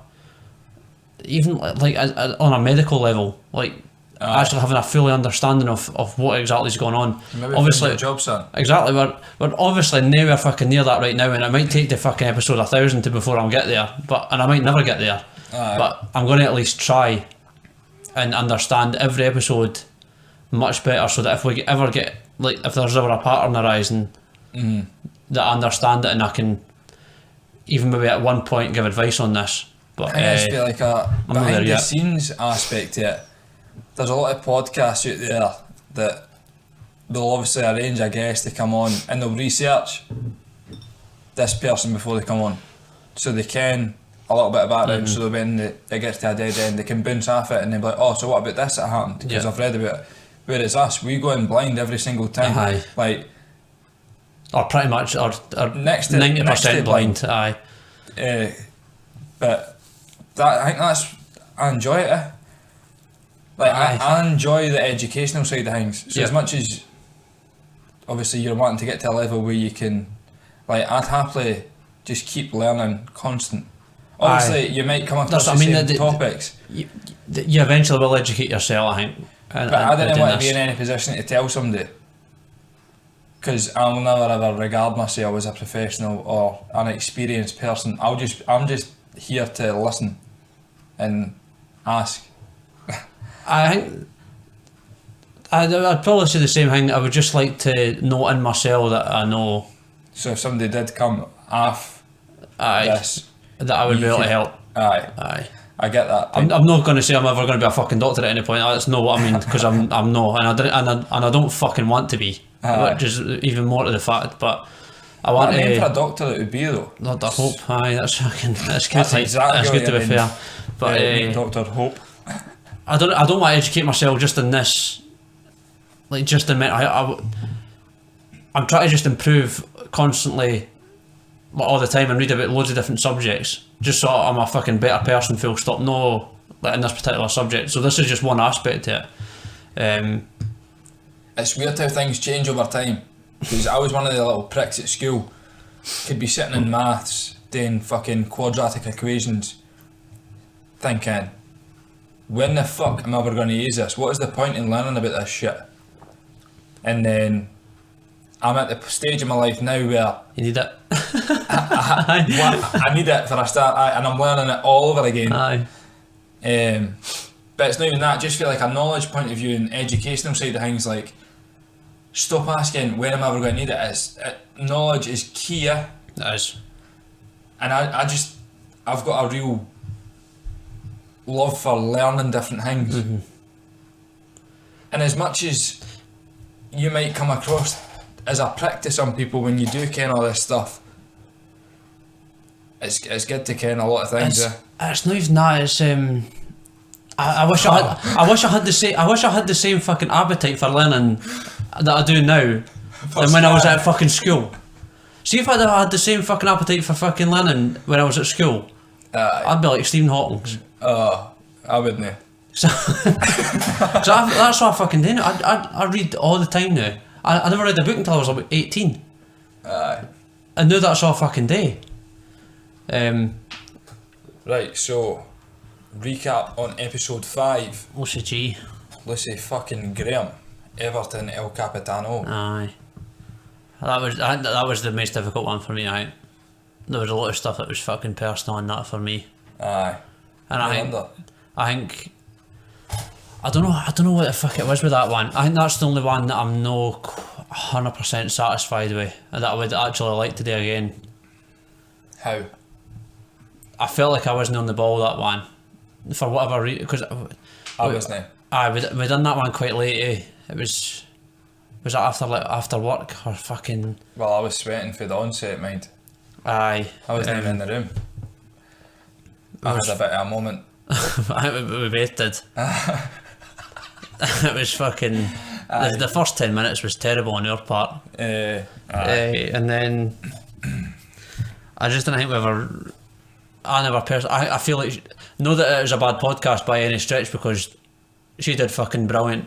And she carried us through it though. That's what that was my main. It was like she took the lead. Aye, which is the problem. I think it was a comfort point of view though, because like obviously it's your missus, and at the end of the day I ken Lucy very well, so we were too comfortable. Nah, I don't think so. I think it was the circumstances of the day.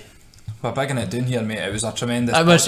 No, I'm not fucking nothing. It was a really good fucking podcast, but it was an amazing podcast on her part. I felt. Aye, we were passengers on that one. We were hitting above par. Aye, like I reckon if we were to go back and redo it, we'd hit it at least a birdie. Exactly. Aye, fucking stick with the Masters theme. But no, it was really good to see her journey. It was like a storyline. Aye, where she's been. So. Living in Blenheim, Lahore, that neck of the woods, other side of the Meadies. Aye, the bad side. Aye, kind of having an epiphany to say, like, I need to play football, this is me, but I can't continue to play with Hibs because I'm not making money. Aye. Life, you need money, it's a career. Do I want to make a football career? Yes. And then obviously all this stuff happened with our mum. Aye, with our mum, aye. Which was heartbreaking. That was a fucking. But I think it's made her. As awful as that sounds, I think it's made her the person that she is now. It 100% has. 100%. She's she's by far the strongest person. I think that's why I struggled so much with that, because she's the strongest person I've ever met by far. She's 10 times stronger than I am, and I've seen her in her fucking worst, the worst part of her life. Aye. So for her not to be as strong as I'd seen her up to that point was what made it fucking tough for me, I think. Aye. So that was the worst part of my life. I've never suffered like that, and not because it was actually me doing this. I sort of suffered through her. Like, aye, I just wanted to fucking take it away. Like, obviously we spoke about that in Courtney's podcast. Quite a lot of folks, it's just like when you see somebody hunting, you want to take it after them because you're in a better position to deal with it than them. Aye. It's just it's like back to the personality type of person that you are and that. I felt so fucking helpless throughout that whole period. I was like, fuck, why can I not just take this? Like, I just want to, like, that's all I wanted to do was take it away and just take it on myself and leave and deal with it. But obviously I can Luce for a different perspective from you. Like, in my eyes, she's always been this confident, outgoing fucking baller. Aye. She's nails. Honestly, she's a fucking gangster, man. Honestly, she is.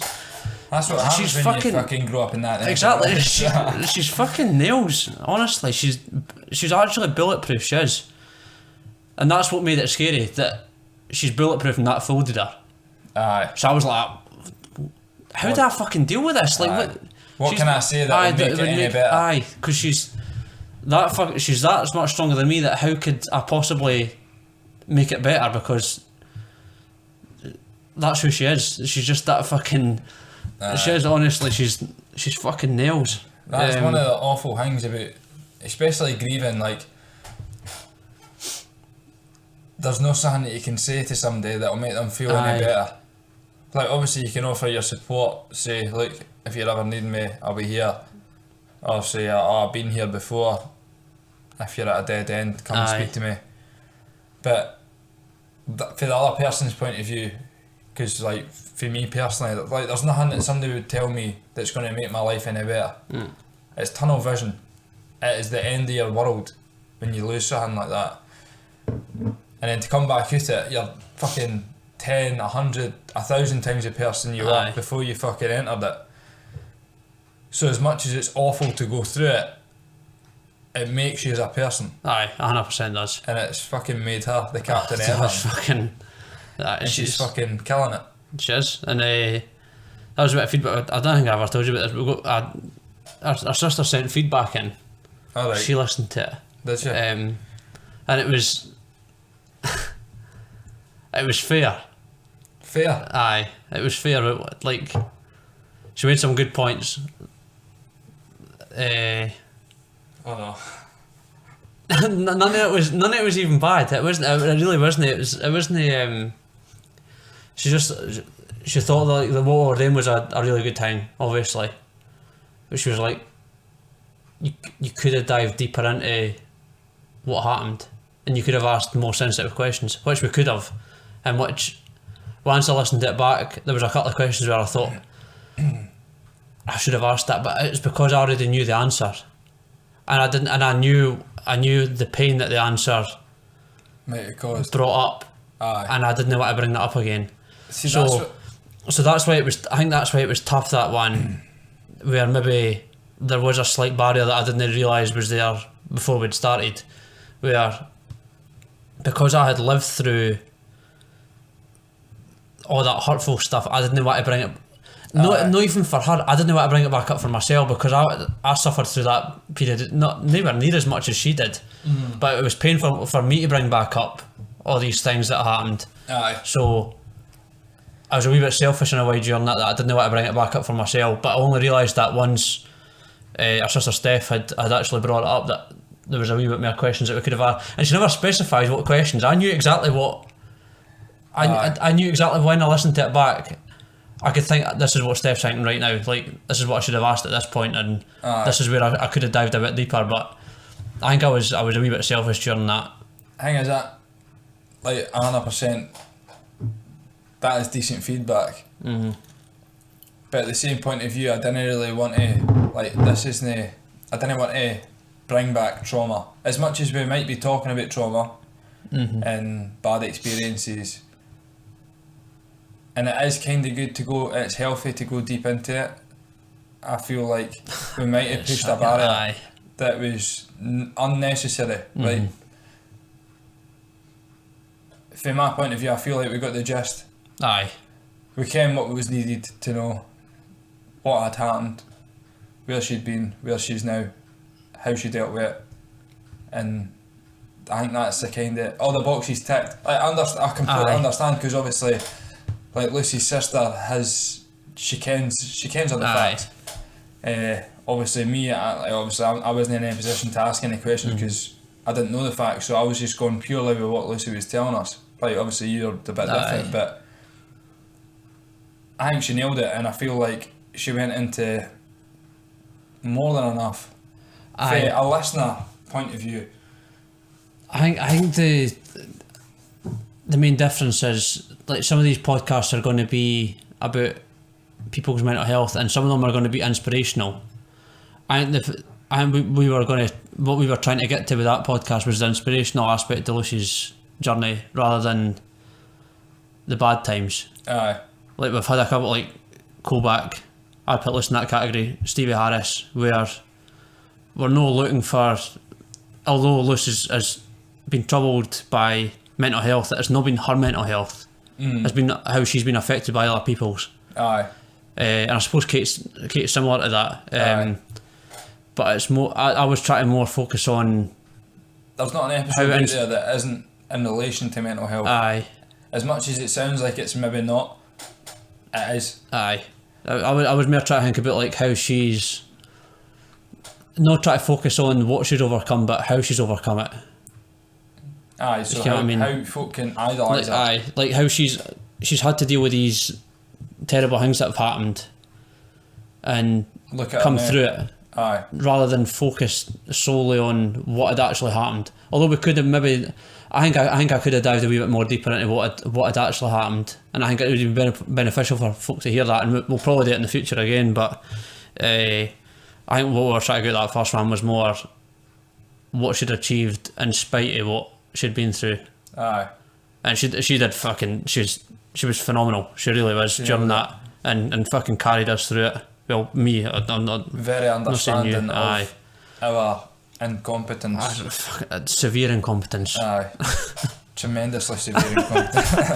But aye, it was a fucking class episode. That was, definitely, aye, it's well worth a fucking listen if you've not listened to it already.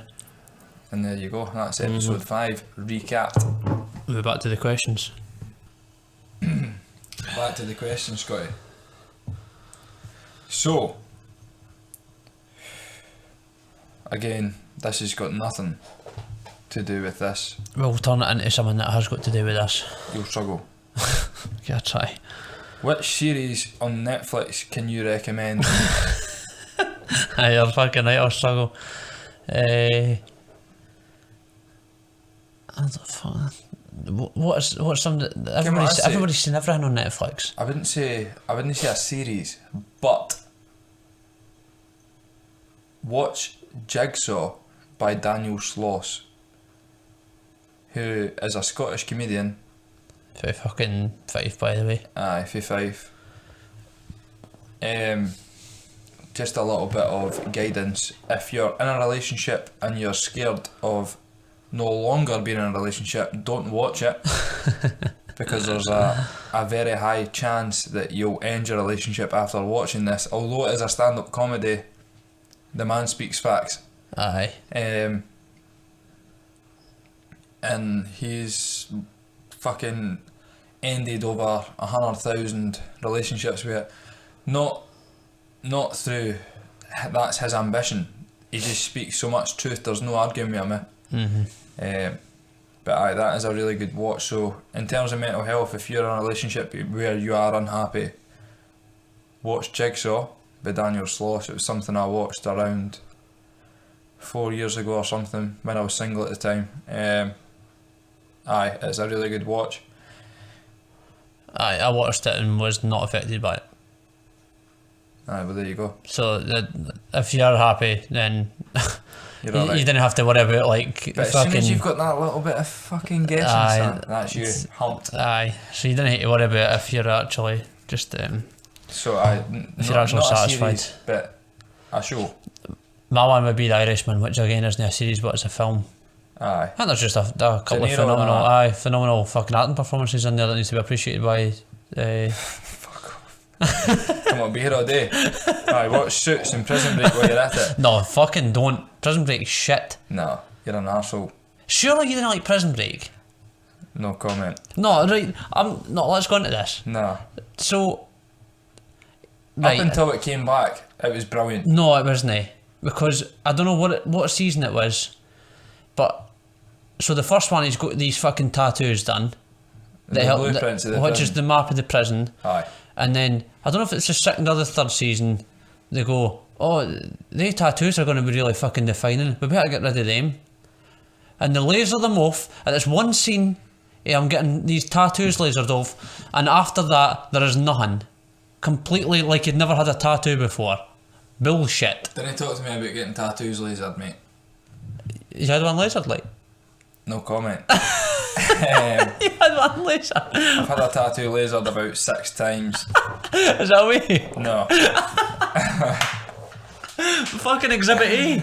That's my whole point. Aye, but mate, it's fucking... Your man went in for one fucking session, and his whole body, by the way, not just like a tiny wee fucking spot, it was his whole fucking body, and he walked out scot-free. Not a fucking mark on him. Pish. Absolute shite. Maybe a little bit unrealistic, mate. The whole thing's unrealistic. Where's the one you got done? Didn't No, obviously there's not a camera. I'll show you. Is it on your ass cheek? No. No. I'll show you after this recording. Anyway, moving on to the next question. I think I go on it. Fuck me, you can. You can. I see why Craig needs to get one done, but he's fucking... What compliment did you give someone last?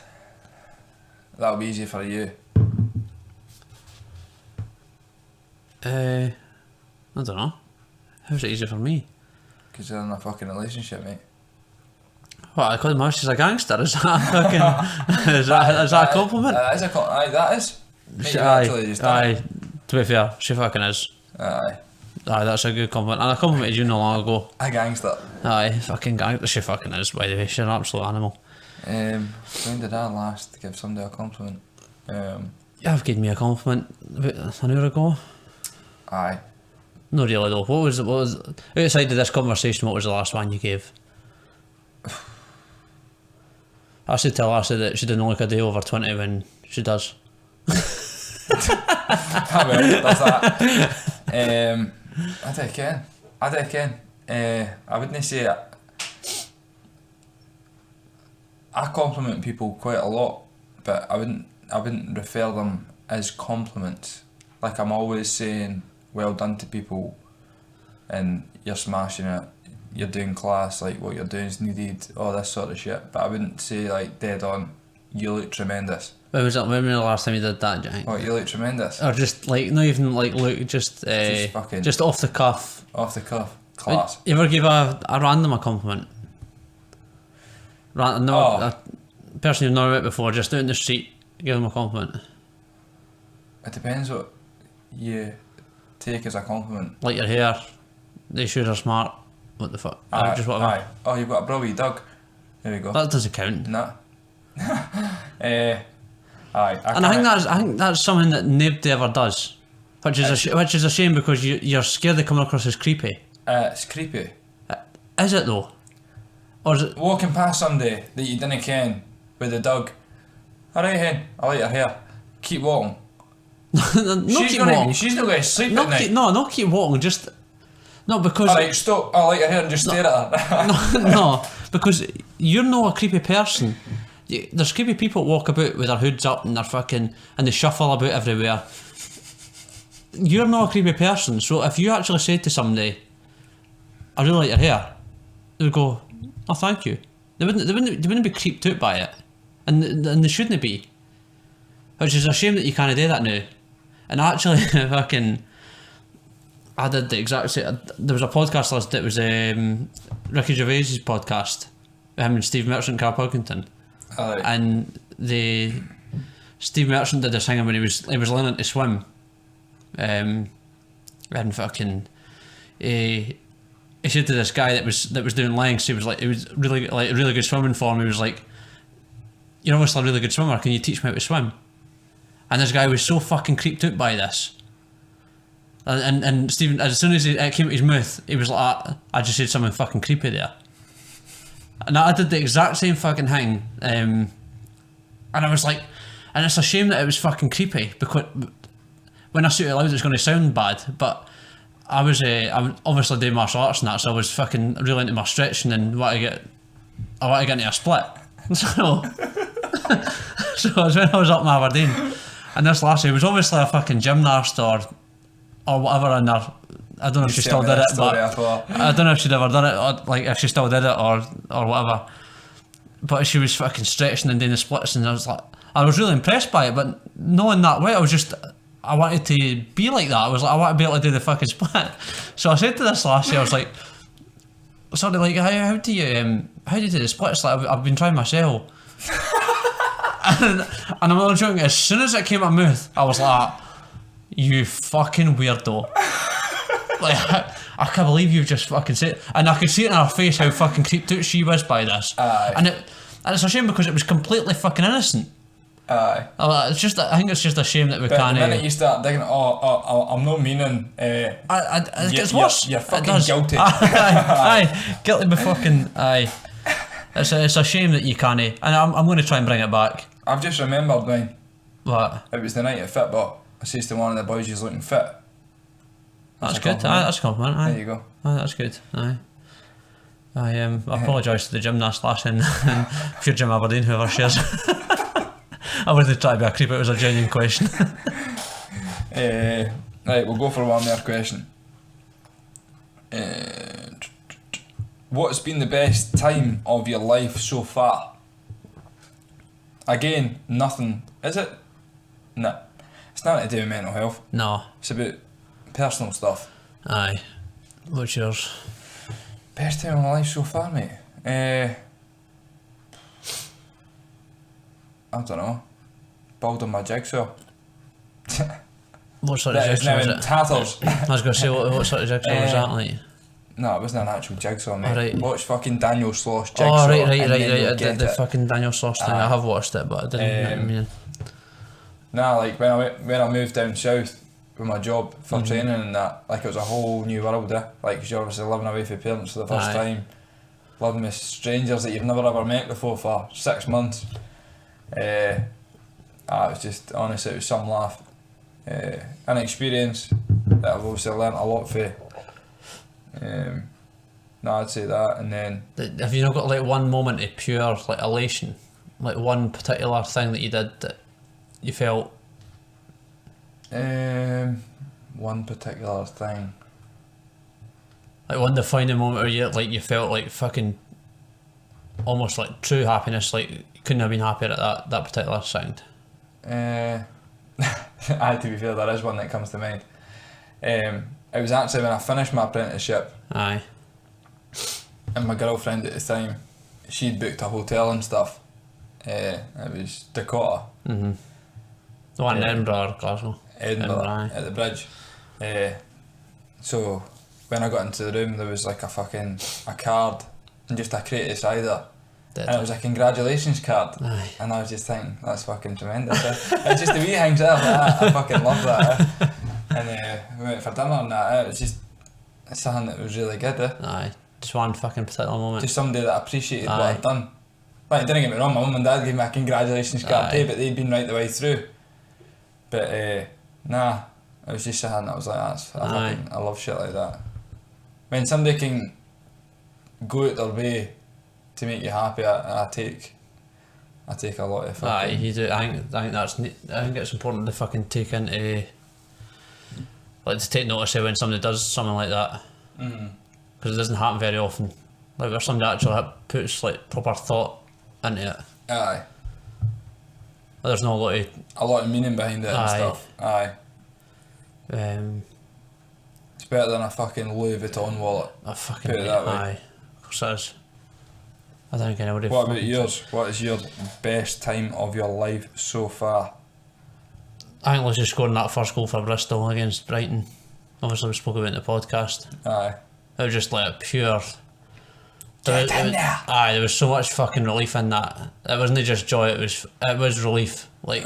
Because you had her on your coom. I had her on my coom, I had her at fucking first goal scorer 1-0.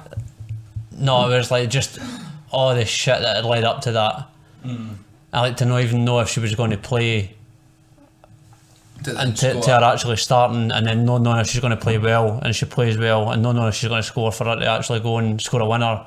Domino effect, son. And the way that she did it in the fucking like 85th minute, where it was a fucking 40-yard screamer top bin, like that genuinely couldn't have went any better.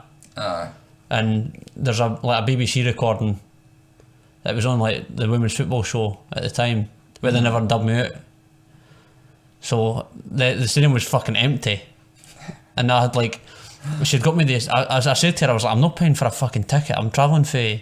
It was fucking Aberdeen to Crawley. It was fucking Aberdeen to Crawley or some shit. Honestly, it was the one we were talking about on the podcast, where it was like, I took 2 buses, fucking 3 boats, 3 trains. It was like, what? It was fucking ridiculous getting there. It took me like all day. I could have just paid for a flight, but I was fucking too tight. Yeah, you fucking couldn't pay for a ticket. No, I genuinely couldn't. At the time, Spent all your money on boats. I spent all my money on fucking getting her there. On the coom fucking... Was it fuck? I was on the fucking flights getting her there, man. I genuinely had no fucking money. And then for her to fucking score that like 40-yard screamer, it's like, Sorry about that. I could fucking... That's my message. I could die right now and be completely fucking satisfied. Like, aye, I've not felt anything like that, just fucking... And then, I've not felt anything like that until I started running again. And we're going back into it, and we're going back into it because I'm passionate about this. Sorry for those of you that are listening, I fucking hate running. But we'll let Scott say his bit. So, this is my fucking first half marathon that I did. How many fucking weeks ago was that? A few weeks ago anyway. 2 weeks ago. Aye. So I've never run anything past 10k, and I just went out, I was like, I'm going to do a fucking half marathon today. And it fucking sucked. And I completed it. And then I jump in the water, and it was still like fucking 7 in the morning or something like that. Nah, gold. Freezing. What was it, Loch Leven, eh? Loch Leven, I ran right into Loch Leven. I got up at like 4 to fucking go and do it. And then once it was finished, and I jumped in the water, and the fucking that cold hits you. I've never felt more fucking animalistic in my life. Aye. Like just come ahead. aye. Aye. And actually, I'm glad there was nobody there because I fucking screamed at the top of my lungs in the middle of this fucking water. I can actually just imagine it. It was a fucking beautiful moment, mate. And I've never been, apart from that other, there were different kinds of, like that was Personal. the first one was relief. The second one was just pure fucking Accomplishment. aye, and just like happy where I was in life, and fucking I didn't want anything else. Like that's Aye. I'm fucking right. I'm proper. I'm happy. I didn't want anything. Aye. I know exactly what I want. So aye, that was my fucking. So it was actually fucking quite a good moments. question. Aye, it was a good question. Aye. Right, we'll move on to the next episode. Straight off the cuff. What is it, episode 6? Stuart. Stuart Milligan, Aye. my brother-in-law. I The first one that you weren't present. I know. It was fucking. It was good to listen to. I've not got. It's bad to say that I've got favourites, but I think that's probably my favourite one. It generally was, because I wasn't listening to it with any Involved. personal interest. Aye. And I could just enjoy the fucking conversation with it. As I said in I think the 7th one, like recoiling in fucking horror with the sound of my voice, but I could actually just actually enjoy it. And I actually sat, like I actually sat and listened to it with a beer. That's the only one I've listened start to finish, like all the way through without pausing it or skipping wee bits or whatever. And I just sat with a beer and listened to it and fucking enjoyed it. It was a good conversation. Aye, he's a good guy, Stuart. Aye, he seemed to, again, want a fucking pint. Aye, oh, he loves a pint, like. You Aye. fucking count me in, man. It was weird, he was working, he's just joined the railway. Not now at rail, he's works for one of the contractors. But aye, he was working up in like Inverness or something at the time, so obviously he was sitting in a hotel room. I was on Zoom we didn't post the recording because we were like a couple of Did you actually record it? Aye. Aye. It wasn't pleasant. But nah, it was a good conversation. We talked about a lot of things that were like similar to us both. Like, didn't get me wrong, we did speak a lot about human shit. I enjoyed that aspect of it though. But it was truths, mate. Aye, it was nae. Like a lot of folk. I mean, let's be serious. Who wants to talk about shite? No. But who wants to talk shite? Aye, Everyone. Yeah, I mean, so what's different? Aye. What's different? I mean, come on, shite jobby, same thing. Fucking hell. But no, it was just one of the things. Like, obviously, he couldn't go into a room without sitting near the exit because he felt like if he was just sick in front of anybody, it'd be like the end of his life. That'd be it. That's fucking. Mortified. That's nuts, man. Again, listening to that, I was like, I didn't realise that was a thing. Aye.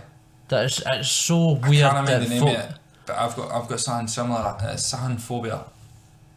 So is it a phobia of something happening to you that would cause embarrassment? Is that the Aye. actual main? Aye. That is basically it in a nutshell. So if you were to do something, you'd be ruined because every cunt around you would slate you. That's so weird. And there's man. actually one thing that comes to mind. I don't know if you've seen it. Don't get me wrong. There's a lot of folk out there that will laugh or have laughed. There's a video about it was a boy in Dundee. He fucking ran into this like back street alley and took a shit. He jumped off a bus, took a shit in this back street alley, and some cunt came running over to him with a phone saying, "Why are you fucking taking a shite in my garden, blah blah blah," and recorded him the whole way through. He was like, I'm sorry. I did remember it. Aye. You remember it? Aye, I seen it. Aye. Fucking that right there. The cunt with that phone, you bastard. Oh my god. He has no idea what the fuck he's just done to that boy. Aye.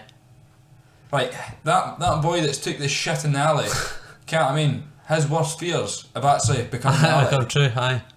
All because this little cunt with his smartphone thinks he's going to get a cut of likes on Twitter. Like, come on to fuck, son. And we've all been caught short.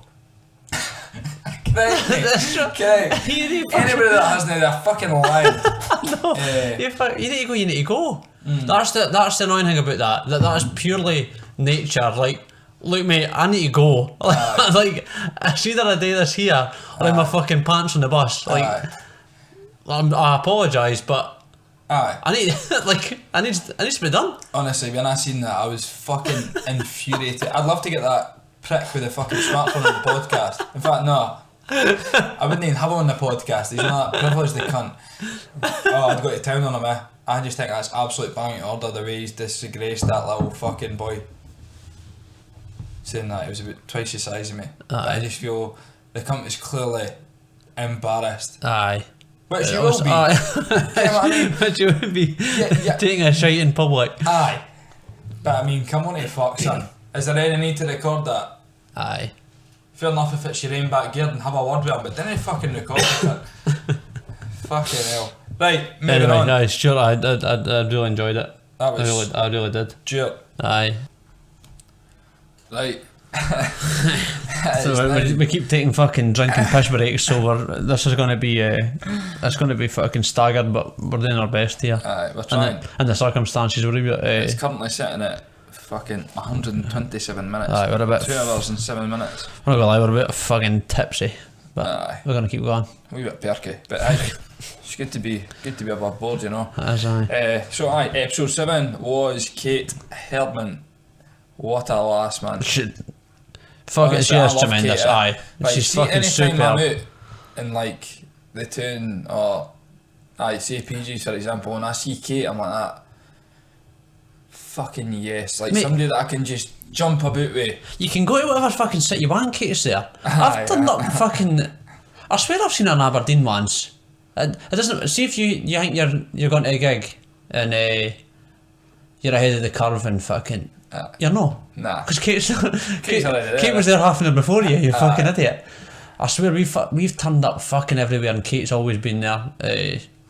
She's got fucking a real hats love off of to music. her. Aye, she has got a fucking real love of music and hats off to her. Like, that's obviously her passion. And it's mine. Well, I thought it was mine as well until I seen hers, and then I was like, I can't fucking keep up with her. I'm a fucking amateur. Aye, exactly. Aye. But I really fucking enjoyed it. I really did enjoy a podcast. We went into that one completely blind that time, because I had never ever spoke to Kate on that level, so I had no idea what I was expecting, and the stuff that she come out with. Of course, it was hard hitting, but it was very relatable, even from my point of view. The fact that even for yours too, like, you're similar to like Luce, like, you just want to take the pain. Aye. Because she admitted herself, like, she's not been in a terrible state of mind mentally, but something that happened in the past troubled her for 6 years, and it caused her problems with enjoying her own personal life. So it just shows you how all these things can impact your own life. As much as it might not impact your mental health, it impacts your life, it impacts how you think about things. So in turn, as much as you feel like it doesn't, it does impact your mental health.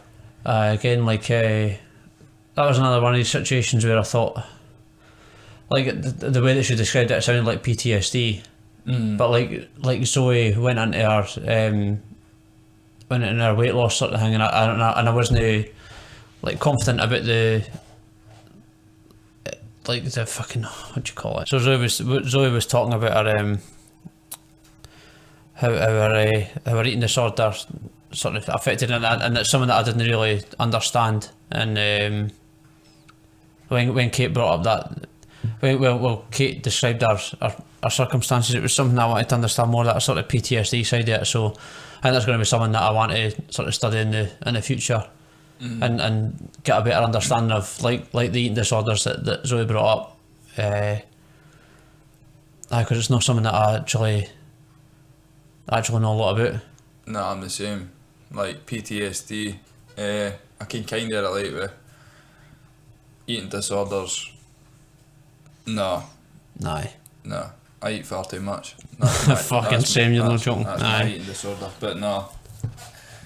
From a serious point of view, no, it is clearly sad, and it's been. We'll get into it actually. We'll get into it later on, but no. from Kate's point of view,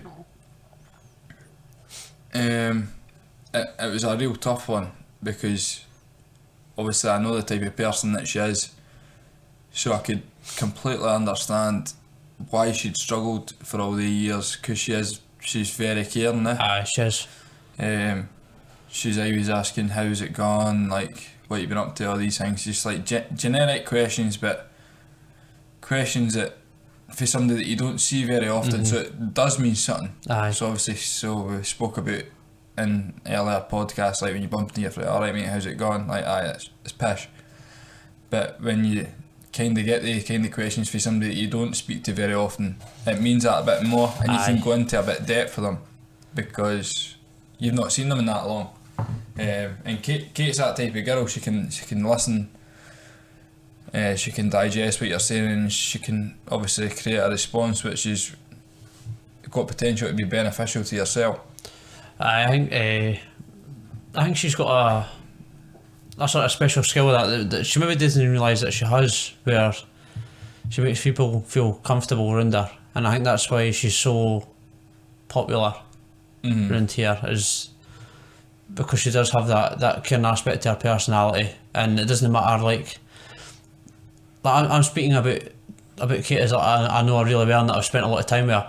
I've maybe met Kate 6-7 times, and the majority of them on night out or something like that, and on like, fucking on night out and that, and as you're saying, she's got that sort of personality where you didn't mind telling her about stuff that's personal to you. She's just very caring. Aye, she is. She's more than happy to listen, and the main thing about Kate is, regardless of the shittest thing, you could go up to her and tell her the shittest thing ever, and she'll go out her way to make your night the best night ever. Exactly. Zero judgment as well. Straight to the bar. What's occurring? Aye. But the podcast, again, it was about suicide was brought up and stuff, so it is a subject that is very close to home for a lot of people these days, obviously, unfortunately. But yeah, it's just, I mean, it's not great to talk about these things, but at the same time it is, because it is really common. From my personal point of view, suicide is as common as cancer these days. It is a cancer. That is. That is, I would say a cancer in the head, but you obviously do get like brain tumours, etc. But like that's the way I describe it. Something that is sometimes curable, sometimes not. It just depends on the scenario. Aye. But it's just one of the things where we need to push it. The whole mental health aspect to it as much as we can, which is obviously what we're trying to do here, even though we're half cut. We're still trying. Aye, we're trying our best. But how many years has the cancer research charity been about? Don't get me wrong, they've done amazing work. Aye, they have. Like, aye. My dad's had cancer, he's been cured of it. It's no competition, isn't it? Aye. You just want. But we need mental health to get on that path. You do. Yeah, you want sort of mental health to be on the same sort of level that and the same sort of awareness that cancer gets. So that's why, like, on our Instagram and that, every single mental health charity, I'll big them up, because regardless where your money's going, it's helping people mentally. Like, I'm not saying mental health's fucking more important than cancer, that's not what I'm saying, but it needs a lot more awareness. Everybody's aware of cancer these days, not so much mental health. But we need to get them on par, because they're both as much a problem as one another, from my point of view. Aye, I think you're right. Yeah. But no, Kate was fucking outstanding. She was, honest. I really fucking I didn't expect it for her, to be honest. When you said that she was going to be doing the podcast, my first initial reaction was like, I didn't think she'd suffered with anything like that because of the personality that she's got. Aye. I thought it was impossible for somebody like that to sort of suffer like that, which obviously she has, and maybe not even personally, but second hand, she's been through a lot. And I think a lot of people will be able to relate to that maybe they've not suffered from it personally, but they know somebody that has, and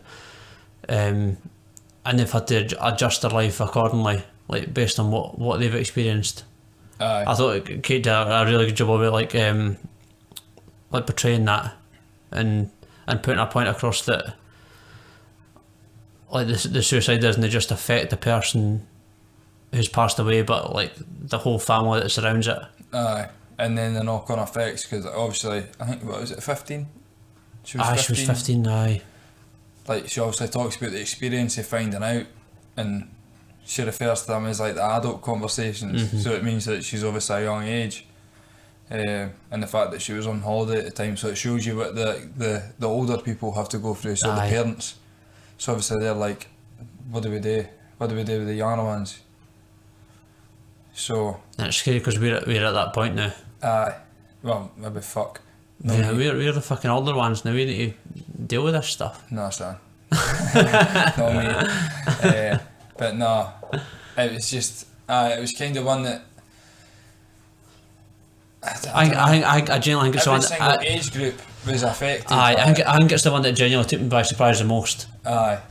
Where I thought that we wouldn't have too much to talk about in that sense. And then when she came out with what she did, I was sort of fucking blown away by it. Aye. Because I had...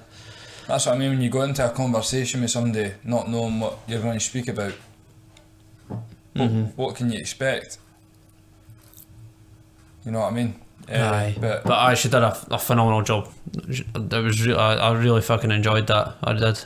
Well, I say I really enjoyed it. I really learned a lot from it. Obviously, I didn't enjoy the...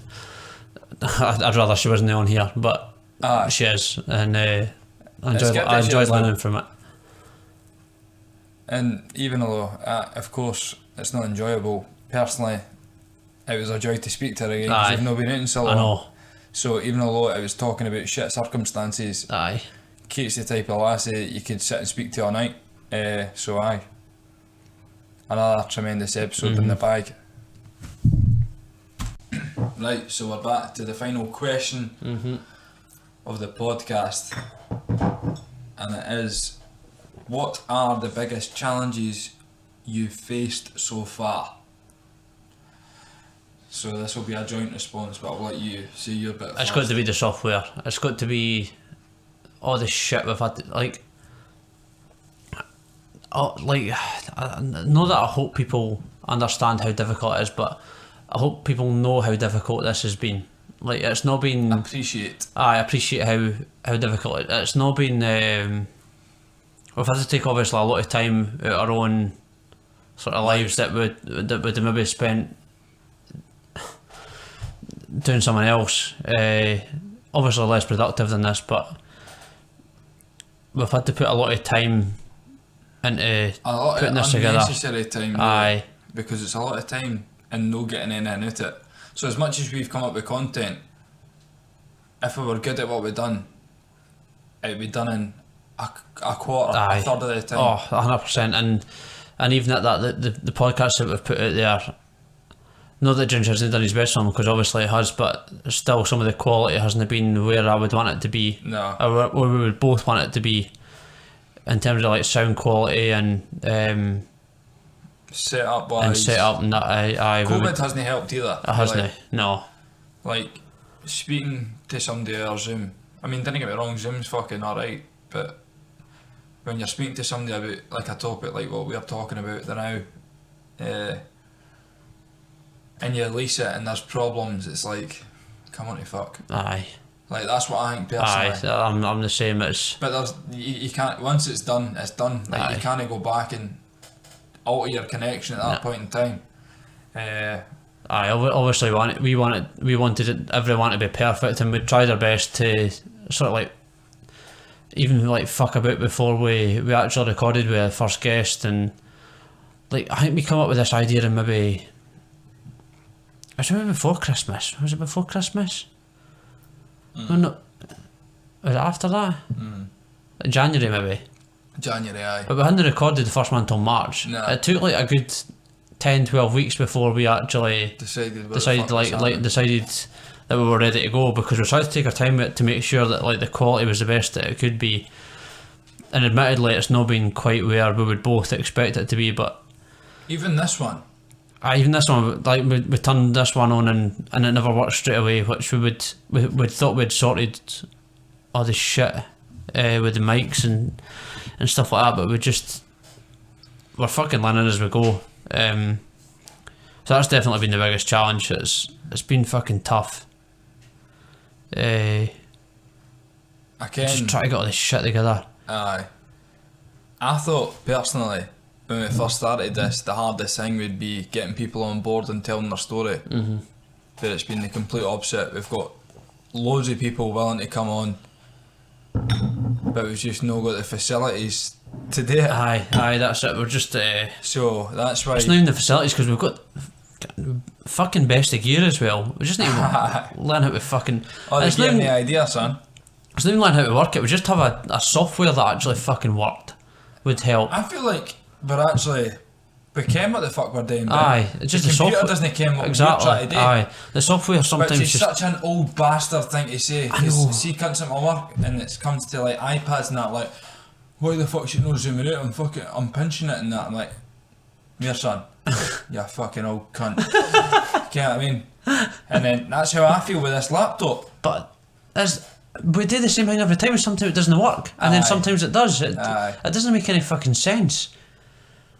It's been a Honestly, fucking nightmare. It's hard to explain. Like, we've got outtakes that will never be released because they're very aggressive. Aye, we'd go to jail for them. We would. Aye, like, we'd be finished. Aye, we'd be done. Not just with the podcast, we'd be in the can. Aye. Because it is honestly that hard. It's not even hard. It's not difficult in the slightest. It's honestly piss easy.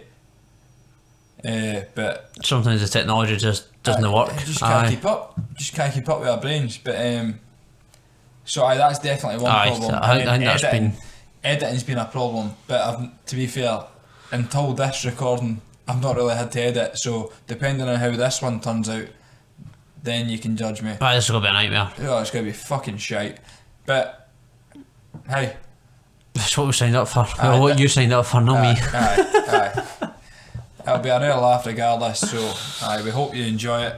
That's the Aye. main thing. Not even enjoy it, just fucking take something out of it. If you can listen to this 2.5, 3 hours, regardless of how long it is, a pish, and take one thing from it, I'm happy. Aye, I really don't think there's going to be much folk get anything for this apart from the guests. That's what I mainly, because this is a fucking, and I hope mark this, so that I hope every guest listens to this particular bit, that this is a fucking love letter to the guests that have been on already. Like, this whole podcast is a fucking love letter to them. For Because actually, we're nothing. aye, Like, the whole podcast is nothing without the guests. We could sit here all day and speak pish, but who's interested in listening to the same shite? nobody would ever listen to us. So this is like for Nobody would learn from it though. nah. This is for everybody that's been on and Put themselves out there. aye.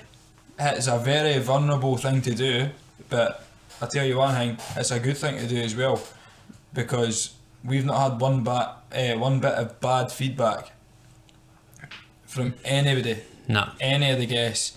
And if any of the guests out there have received any bad feedback, personally or anything, we'd love to know about it, because we'd kill the cunt. Aye, we would. Aye. We would say they were wrong and that their opinions don't matter Yeah, because they don't. because we're obviously right and they're wrong. Episode 8. Episode 8.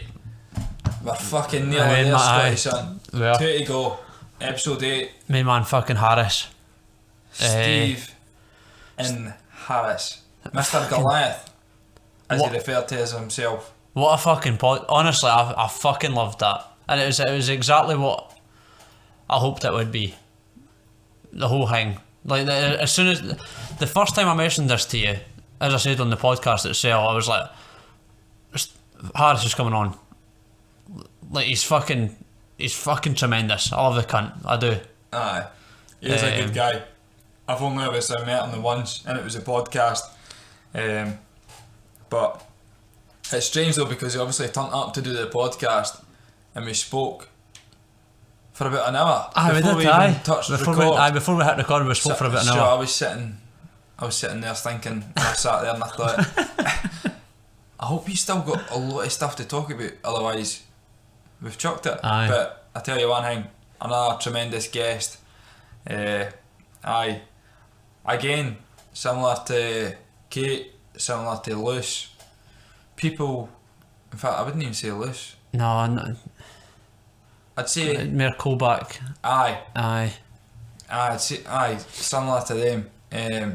Somebody that's not really experienced the whole mental health struggles such as depression, anxiety, that sort of thing, but is well aware because of their surroundings and how they've sort of done their bit to fight it. Yeah. But no, honestly, a really good guy to speak to. Very genuine. It was for the minute he walked in the door. Like, not everybody obviously hears the recording for the minute he walks in the door to the minute he leaves, but he is one of the most genuine folk that you would ever meet in your puff. In your fucking puff. And you get the same guy every single time. It was a fucking great podcast. Genuine. That is genuine. Somebody that doesn't alter personalities. Nah. He's the exact same guy that you get every single time, and what he's doing for obviously the gym's based in Cowdenbeath, but it goes so much fucking further than that, and I've seen it firsthand, and I think that's why I get so fucking passionate about it, because I've seen it, and it's not like we get sponsored or I get any fucking money for trying to sell Stevie's product or anything like that. It's not anything like that. It's because I've first-hand experienced how good the gym is and what it's done for me. I've trained martial arts for about 8-9 years. Is that how long it's been? Aye. Fucking hell, sir. I've never been in a gym like Stevie's, and I obviously he's not here, and I wholeheartedly mean this. Like, everybody that listens to this podcast needs to, if you're in the area, needs to go to fucking Goliath, because you I find it hard to put into words, because I fucking love it that much that you'll find a purpose and going to that gym. It's one thing I've already said. Like, I've already committed. Like, I've never ever been to the gym personally. Aye. But obviously, if you what yourselves bigged it up about. Aye. Obviously, Stevie fucking Harris himself. Aye. Obviously, he's going to big it up. But aye, that's the thing. You would expect it for him to big it up, but like for everybody that's been would big it up, because he cares more. I think that's what it is. I think he cares more than anybody else about the individuals that walk into that gym. I think he takes individual pride in every single person that walks into that gym, and I've seen people that have never had any martial art experience walk into that gym, and for Stevie to fucking put an arm around them and show them about and to tell them what's what and how to act and how to behave, and point them in the direction of who's going to look after them, and I've been lucky enough that sometimes that's me in that gym there, where I'm getting the new guy that's walked into that gym, and like, Scott knows what he's doing. Aye. He'll look after you, or whoever it is knows what he's doing, he'll look after you. It's a strange one though, because like, this is all credit to Harris himself. Is normally when somebody's promoting something, for example a gym, they're like, we've got this bit of equipment, we've got that, we can offer you this, we can offer you that. Whereas Harris's fucking scope on it, if you listen to the podcast, is it's a sense of community. Aye. It's a sense of togetherness. We offer it to not just males, females, a whole range of different classes, a whole range of different tutors. Is that what you call them? Can you call them tutors? Aye, tutors. Aye, you can call them tutors. Something that you're learning from. Aye. But I think personally, like, obviously, he's not a salesman, but he's fucking. I've bought whatever the fuck he's selling. Aye, and it's the reason. And I'll tell the story. Obviously, I told you already. That when I first started martial, I was maybe 16, 17, and me and Stevie have trained together for a long time. And we had a sort of hiatus when I've just with the job that I do. I've moved away and sort of come back. But when we did train together, we were me and Harris were actually sparring, and I was scared to get hit because I didn't. Harris is he's quite a big stocky guy. He hits like a fucking truck. So I was scared to get hit, and he sort of we were sparring, and he stopped it sort of midway through, and he was like, "Come here, let me speak to you." And at this point, he wasn't a coach. He was just he was a training partner at this point. He never owned his own gym, or I don't know if he even thought about owning his own gym at this point. But it sort of shows what qualities that he had even at that point. That he said, "Put your hands up." And he just says, "Put your hands up." And for people that are watching that, I put my hands maybe like sort of 5-6 centimeters away from my face, and he was like, "No, put your hands up at your face, protect yourself." So that's what I did. I fucking put everything really tight and put everything together, and put my gloves against my face, and he was like, "Right, stay like that, and I'm going to fucking punch you, and I'm going to punch you harder and harder and harder, and you're not going to go down, you're not going to do anything, because you're going to realise how fucking hard you are." And he just started off tapping me in the gloves, and when you put your gloves up against your forehead, nothing moves. It's really tight, so you didn't feel anything. Mm-hmm. And then he hit me harder and harder and harder, and until he was fucking. He wasn't throwing full blown haymakers at me, but he was hitting me hard, and I was fucking catching every fucking shot on these gloves, and I wasn't feeling a thing. There was nothing, like, obviously I could feel it, but I wasn't feeling pain. There's a massive difference. You got the impact, but you didn't get the consequences. Exactly, and I didn't feel pain for it. And after he put my gloves down, he palmed my gloves off my forehead, and he was like, "Look, you can fucking take these shots. You're harder than you fucking think you are. You can take these." And I no joke that, and he's not got Harris at this point, until he listens to this, hasn't got a fucking clue that happened, and he probably doesn't even remember it.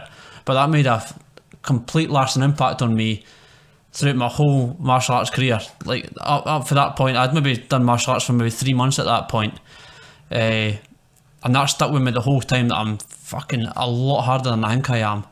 Mm-hmm. And I can fucking take punches, and I can take hits, I can be choked out and still get up, still keep going.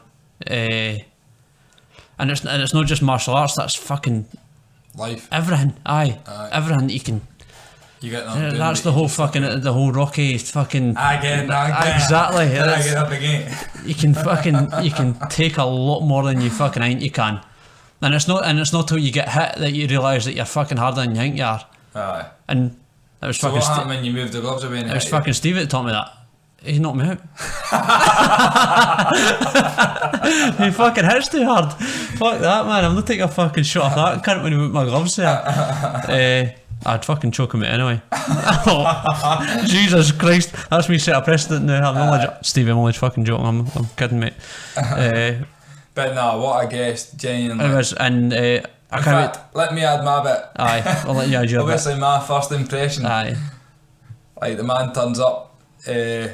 Obviously, we speak for about 45 minutes to an hour before we start recording, and then I like obviously make Scotty and Stevie aware that we're about to start to record the actual podcast itself. And he reaches into his pocket and he brings out a note, and it was a note that his missus wrote him, and it had all these key points that he had to bring up, and a lot of points he had to avoid. So try and avoid swearing, don't mention any names, mention this, mention that, and I honestly thought that was fucking tremendous. I love shit like that. Like, oh. I can't wait to get his missus are going to come on as well. and we will sort out a date for that. We're just Hopefully he writes her notes. exactly, aye. We are going to sort out a date for that because I'm really looking forward to that one as well. We're just fucking, we're so busy. Chock-a-block, Aye, man. we genuinely are, but that's a priority for me, is to get her on as well. We're going to need to fucking try and clone ourselves. Exactly, aye. Let's be serious, I mean, come on. Aye, exactly. But Harris, we appreciate it if you do listen to this, mate. Aye, we'll listen to this guy. Yeah, we'll listen to it. Fucking, we'll No make sure ifs he or listens buts, to mate. it. No ifs I'll or make buts. sure he listens to it. Aye. Just fucking choke him out. Listen Exactly, to the aye. fucking podcast. Look, Harris, if you didn't want to deal with the smoke, Skip to 156 minutes. exactly. If you didn't want to deal with thunder and lightning here, then you will listen to the podcast. How'd you like them apples? So aye, that was episode 8. This is the last question of episode 10. And fuck me, I can't believe we've done it. Belter. We've actually made it, mate. It is now 2:15 in the morning. Fucking hell, man. But we've made it. We have made it. It's been a long journey. It's been a long for journey. those of you listening, you'll probably pick up on it after the editing. There's been a lot of stop starting, hence the reason. And we're drunk. There's no two ways about it. Aye, we're drinking, so hence the reason we need to pish. Aye. It happens. As soon as you break the seal, your back teeth start to float. And we need new drink as Aye. well. We finished these bottles and we need to replenish. Aye. So You can't be sitting drinking an empty bottle. no, you can't. But the last question of this podcast, and it's an absolute ripper to be fair, That is a ripper. is if you were to interview any guest on the podcast, who would it be? That's a ripper, mate. You go on or you want me to go? You want me to go first? I'll go first. Right, go. So, fuck me, I'm caught in two minds now. You got two? Aye, fuck. No, come on, I'll go with the big one. Right. No disrespect to the second big. Well, maybe we can cover the second one. Aye, we might. Go for it. But aye, the person I'd like to get on this podcast, not even because of who they are, but because of where they've came from, what they've been able to do, and who they are now, is Lewis Capaldi.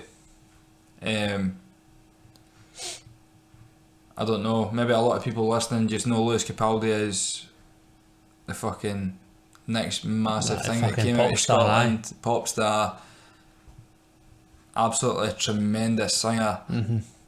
He'll make anybody cry their eyes out at his songs, and then you speak to him and you want to piss yourself because he's just so down to earth and genuine. But nah, I followed Lewis Capaldi on Instagram for quite a while, and he did speak quite a lot about struggling with anxiety and stuff. So aye, that's probably the guy I'd like to speak to in terms of where he's sort of came from. Like, I think it's Bathgate area or stuff, like not that side of things, but as in like how he got to where he is now. Like, obviously he got to where he is now because he's got fucking some pipes on him. But you need to have some sort of ambition. You need to have more about you than that. Aye. And I think I'd be fascinated to hear from him just based on like how he sort of puts his success to other people. Like I think I don't know if I read it or listened to it, fuck knows. But I seen an interview with him where he's sort of saying like, look, I've been writing the same songs for the last 4 or 5 years. These songs aren't new. I've just got these managers and agents that do all this shit for me, and it's just happened. Like I've not changed for when I was fucking 17 writing. He was like, I've wrote this song about a high school breakup, and it's the one that's the fucking big hit 8 years later. Aye. And it's no because I've changed the song. The song's been the same the whole way through, but it's the fact that it's been like the agents and the managers and shit like that that's actually made the difference. I feel like with that though, he's discrediting himself. Like, his personality has played a massive part in his success. 100%. The fact that he comes on Instagram and he's just... But the whole shit with Noel Gallagher and that was fucking phenomenal. Honestly, it was mate, brilliant. See when he just sits and speaks to the camera, sitting there like a tatty scone, zooming in on his face, just smiling, not giving a fuck, honestly. Like, And it's so against what fucking the whole pop culture's like now as well, which makes it even better. Unbelievable, And mate. it makes it twice better that he's fucking Scottish, like... Mate, he's literally across the water. Aye. It is truly amazing, and I do take my hat off to him. He's given us fucking Scots a good name. But aye, that is the one person I'd love to speak to, just to kind of get underneath the skin, just to know a bit more than maybe the naked eye. We actually had a chance for tickets as well. He actually played PJs in Dunfermline. Maybe...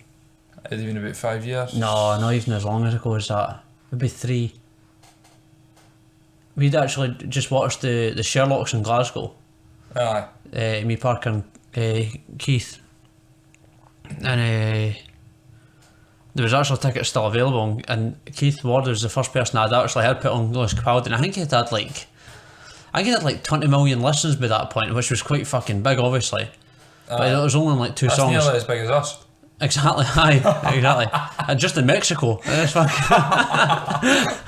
but now he's on like fucking 500 million or something. Like compared to like 20 million.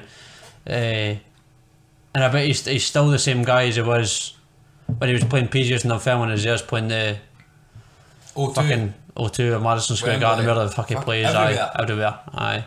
So fair play to the cunt, man. Brilliant. That would be a good guess, to be fair. And one day we will get, by episode 1000, Lewis Capaldi will be on here. 100. Aye. By 100, so, aye. See that earlier question, where do you see yourself? Aye. I'll get fucking Mr. Capaldi.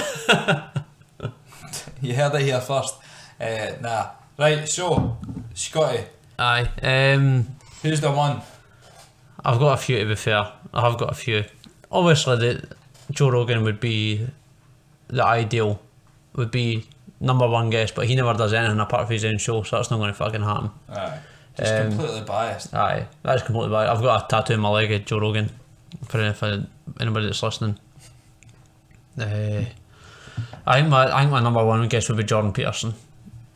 Just what a guy, man. Tremendous. And as soon as there's actually, in fact, just before we go any further into it, there's a common trend here. Like, I've never met a Jordan that's an arsehole. Aye. I've never met Jordan Peterson. I met you and Crombie. Tremendous young man. And a man called Jordan Wilson, who's also a fucking a good man as well. So, but I'll give Jordan Peterson is fucking. Who's seen as right wing. But this is one thing I don't get. What is right and left? So your right is so your Conservatives. Tories. Or so that's your right. So if you're seen as right, you'd be a Conservative, left, Labour. Right. And then you've got your far right groups, which is your fucking UKIP. Aye. Or even after further than that, what's your man EDL. fucking aye, that sort of stuff. And your far left is your Green Party, Extinction Rebellion, all this piss. So you've got this whole range of fucking political parties that range from far left to far right, and are so fucking diverse that actually sometimes even comes full circle, where the full right, the far right and the full left fucking agree with each other.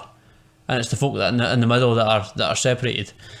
So Jordan Peterson's sometimes seen as far right by having completely normal and justifiable reasons behind I would never normal fucking popular culture. like that. Aye, he's seen as by some people as far right. I would never say that. Nobody with a fucking Mind. aye, or a fully conscious and fucking reasonable mind would see him as far right, but he is seen as leaning far right. But somebody who's fucking suffered with illness and how would you say it? No drug abuse, but substance and it was legal at the time. It was painkillers that he really suffered with. So I think it'd be a phenomenal guest to get his. And obviously he's been on loads of fucking podcasts and he's fucking his life's well fucking documented.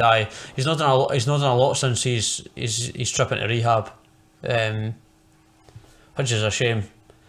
But a phenomenal fucking person and author, who's somebody I actually fucking proper look up to. Very motivational. Aye. Extremely motivational. Aye, and if you've not heard him, I'd massively encourage you to have a look. And he's not as portrayed as he is.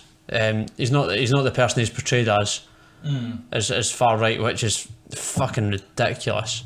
See, whenever you type him on YouTube, all you see is anti-feminist. Aye. Or fucking anti-something. It's something that's bullshit. It's listen nonsense. to what he's saying and then judge him. It's perfect. It's always like anti-feminism, anti-religion, anti-fucking. It's always something to do with that. But his reasoning is always perfectly justifiable. And when you actually listen to him talking, you can understand where he's coming from. Like I 100% understand where he's coming from. But I get him too. There's a lot of folk that maybe don't get him, but they're arseholes. But but nah, 100%. Aye, so he'd be my fucking 100% be my dream guest. Aye. Right, episode 9. Fucking episode 9, mate. We've made it. We have made it. We started recording episode 10 around at least 4 hours ago. Aye, was it 10:30 or something? At least 4 hours ago. But we've made it. Aye, because this has been tough. We've been drinking a lot. We've been pissing a lot, and we've been smoking a lot. So right, cigars, by the way, no anything untoward. Aye, it might sound like we've been smoking something, but we've not. Only cigars. We've just been embracing the occasion of being 10 episodes in, which we wouldn't be if it wasn't for the fucking 9 guests. Exactly. Sorry, 8 guests. I don't count myself as a guest, I'm here every week. But aye, episode 9 was Miss Zoe McGlade from Dublin, Ireland. The first international podcast. Unbelievable. I fucking loved it. I thought it was brilliant. I really enjoyed it. Like, honestly, if there was one podcast we had no fucking idea about, that was the one. It was that. Aye. So it all come about. I've followed Zoe on Instagram for a few months now. I don't even know how it came about. But she was putting up stories in relation to mental health and stuff, and it was a poll based situation like we spoke about in the podcast, and she basically says, would people like to hear my story? So I was like, fuck it, we'll hear your story. We do like fucking hear your story. But honestly, she covered so much stuff. Like, it was, what was it? Anxiety, it was so good, panic man. attacks, depression, eating disorders. In fact, it wasn't eating disorders because she wasn't. No, it wasn't so much an eating disorder. Severe weight loss. Aye. Through no fault of her own. Nah. Miscarriage. Just suicide as well. Like, honestly, name something that is going to affect your mental health. She's fucking. She's been through it. She's been there and she's done it. And I take my hat off to her because. And still has a phenomenal attitude. Still a positive fucking lovely person to talk to. And obviously we didn't get the chance to speak in person, but it was still a genuine pleasure to talk to her. She was, for the very start, like even for the part that we didn't manage to record, like for us testing that it was working like that, she was genuinely lovely the whole way through it. Just a very nice, a very nice fucking nice, a very nice person. Who's been through a lot of horrible stuff and has come out the other side of it, seemingly to us anyway, when we were recording it, at a very good place in her life. She obviously explained that she was still going through therapy and things like that, but there's nothing wrong with that though, eh? No, and since I've followed her on Instagram as well, her boy looks like a fucking handful. He looks like a fucking Little Kobe. He looks like an absolute joy, man. He's fucking adorable. But I thought I really enjoyed it. It was educational. It was very educational, and she covered quite a lot of topics that hadn't been covered in the previous episodes. And stuff that we would have no reason to ever get into. Like, obviously, none of that I knew about beforehand, but a lot of it wasn't expected. Like, obviously, I knew she had a little boy and stuff, but I never knew she had to lose a child before gaining one, if you know what I mean. But honestly, just even speaking to her right for the outset, just a very, very down to earth. It's strange though, because she spoke about how confident she was in herself, which every reason to be. She had beautiful fucking young lasses. She had every reason to be like be in that position. And the fact that the whole, I'm not going to say eating disorder, but the whole weight loss side of things destroyed that. And then the pregnancy was a sort of blessing in disguise. It is actually a really good story to listen to if you haven't heard it. Yet, although a lot of our listeners are probably based in Scotland. Obviously Zoe's from Dublin, Ireland. Honestly, it is definitely one of the episodes to listen to if you are going to listen to any. Especially for I think especially for females. It's an especially important episode. Just what she had been through with sort of miscarriages, and her experience with trying to book things through public mental health and having to go private, which is exactly what Jordan's trying to do with the whole charity, is to eliminate that factor and try to provide the funding for people to get private treatment. So she'd actually been through that and explained the pricing behind it, what she was experiencing. Although it was in Dublin, is very similar pricing to what we would expect here. I thought it was a very valuable episode. Episode and fucking oh, Jesus. But nah, it was definitely tremendous. Up there with the other 7. Fuck, you're doing yourself a disservice here, mate. I was up here with the other other 8. Episode, I'd say I was the blurb of a book, yeah. No, it was more than that. It was more than that. Oh, you read this book?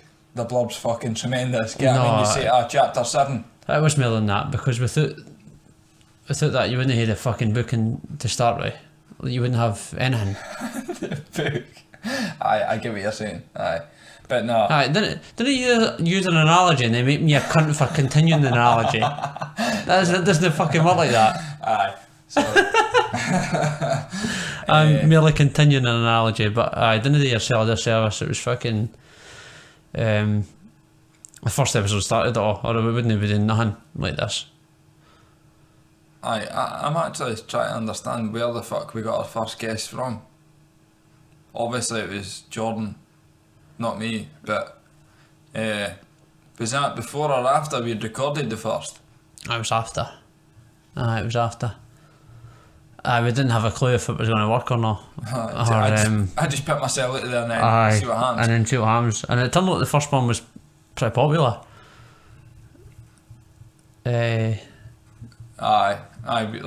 we've got access to like who views the Spotify and stuff. In fact, we'll speak about it just now. The whole Spotify side of things, like obviously being creators and stuff, we can see what sort of age groups and male to female, non-binary percentages are watching it. Thankfully, it's very even. It's very It's exactly where we would want it to be. It's strange because in terms of gender, when we release a podcast that's been female based, the female percentage will rocket. And then the next week, a male podcast will be released and it'll switch, which is fucking great. Because it's not a massive switch. It's normally between 52 to 48% switching, which is great.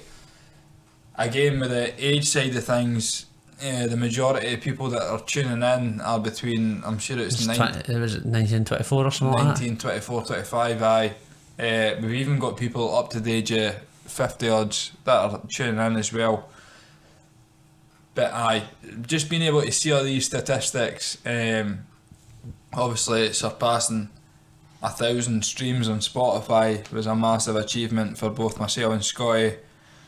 Regardless if people have took something from that, it made us feel good to know that there was a lot of people willing to even click on one of the episodes. And that's just for Spotify, that's not including the YouTube numbers as well. Aye, but there will be a time where the whole YouTube side of things is being recorded, like last week, although it was through Zoom. There will be visuals and stuff, so you'll be able to see us face to face with the guest speaking about them, so you can get a sort of body language, facial expression while we're speaking about these certain topics, so you can kind of relate to it a bit more, because I know it can be quite hard at times when it's just vocals. Just like what this podcast will be, because Scotty's just came straight off a fucking day shift. I just came straight into football training, so there's not a chance we're going on camera. I've not had a haircut in about 4 weeks. Aye, I'm sitting here like Nicola Sturgeon. No disrespect, what a woman. But I like to think my haircut can be better than this. But no, that is genuine, mate. That is episode 1. And this is 10. Fucking, it's it's a wee bit mind blowing. It is, and I bet it doesn't seem a lot to people that are listening, thinking it's fucking it's 10 episodes, fucking you're hitting an anniversary, fucking. But this is how we feel about how difficult this has been. That we feel the need to celebrate the 10th, because with every one that we've done, we've thought this is the fucking last. Like, it's really difficult. I wish we could portray like how difficult it actually is. Although it's just to people that are listening, although it's speaking and people don't understand. I'm not trying to insult folk that they don't understand it, but it's fucking hard for us to do this. Obviously, we've got day jobs, and thing is, a lot of these good podcasts out there have got people that are producing it for them. So all they need to do is like sit themselves down on their arse and speak. And somebody else does it. Exactly. I'm exactly that fucking guy. But I'm not trying to say it's been difficult for me as well, because it hasn't been anywhere comparative to what you've done. No, I'm taking the piss. But it's so fucking worth it. It's so worth 100%. I've absolutely fucking loved doing this. We'll go back to it. As soon as we hit that stop record, even tonight when we hit the stop record, we're going to be pissed as fuck, like we are right now speaking. But I tell you one thing, to sit here for 4.5, 5 hours and create this episode and then finally press stop recording for the final time, it'll be class. But as I say, I'll go back to it, none of this could have been possible without the previous 8 guests. So we had, let's name them. Courtney Hackett. No, go back first. Fucking hell. Sorry. That's alright. He'll forgive me for it. So we've got Colback, Jordan Crombie, Courtney Hackett, I've got Gavin Westwood, Lucy Graham. Yep. And then Stuart Milligan. And Kate Herman, then we've got Stephen Harris, and then Zoe McGlade. Every one of them was amazing in their own sort of sense, and even if you've not listened to them all, I'd encourage you to go back and listen to the sort of the ones that you've not listened to, because they've all got their own take on things, and we've merely been passengers in this. We've hardly had, apart from the first one, which Jordan did a brilliant job on. We've hardly had it into this, and it's been the majority of the guests that have really had a massive effect on us two personally, and hopefully the folk that have listened to it. So if you've not listened, hope you can find the chance to sort of go back and go through it. The way I look at us is like we're like a Santa to the person's story. Aye. So we're trying to just point them in the right direction to speak about the things that they maybe not speak about to other people, and stuff that would maybe be beneficial to the listener. It's so weird, man. I feel so lucky to fucking get this, because they're really deep conversations that they would never ever have with us outside of having these mics in front of us. I know, which is a shame. It is a shame, but at the same time it's amazing that they're willing to sit down in front of us and speak to us. Two fucking strays. Two fucking idiots that have got no reason to be here and speaking about this sort of stuff, but we fucking do it anyway, and so about the bigger picture, aye, son. and hopefully somebody gets benefit for this, even this one. Even this. An absolute fucking train wreck an episode, and we'd like to end by saying, aye, as we say, even if we just flag this up, that even for the for the guest, as we said earlier in the podcast, this is a pure fucking love letter to the guests that have been on. So if you want to go back and listen to sort of the portion where we spoke about your podcast, then that's absolutely fine, and sort of nitpick at what we spoke about, because we have been drinking through this, and a lot of it is complete shite. So we make no apologies for it, because we've fucking enjoyed it. So if you want to go back and listen to sort of the part about your podcast, that's absolutely fine. but if you listen to the whole lot, please let us know, because we will fucking send you a mug in the Exactly. post. The fact that you can listen to us two dribbling pish. We'll start making fucking hats, t-shirts, the lot. We'll send you fucking everything. We'll give you the merch. End of. But nah, I honestly cannot wait to listen to this back sitting at this point in time, because I honestly feel like I'll piss myself, and I'll just enjoy every second of it, because it's just like reliving memories. It's good. But aye, similar to what Scott says, if you feel like we've said something out of order, please let us know. But at the same point in time, fucking grow a pair. Take that. If you think we've said it in order, why don't you listen to someone else?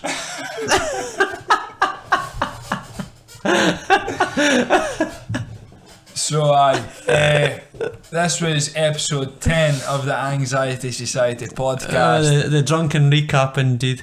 And it was brought to you by myself, Jordan Devlin, and the old Scott Hope, fucking brilliant. Scott Hope. Aye, enjoy. We hope you enjoy. Class. Thank you. Catch you later.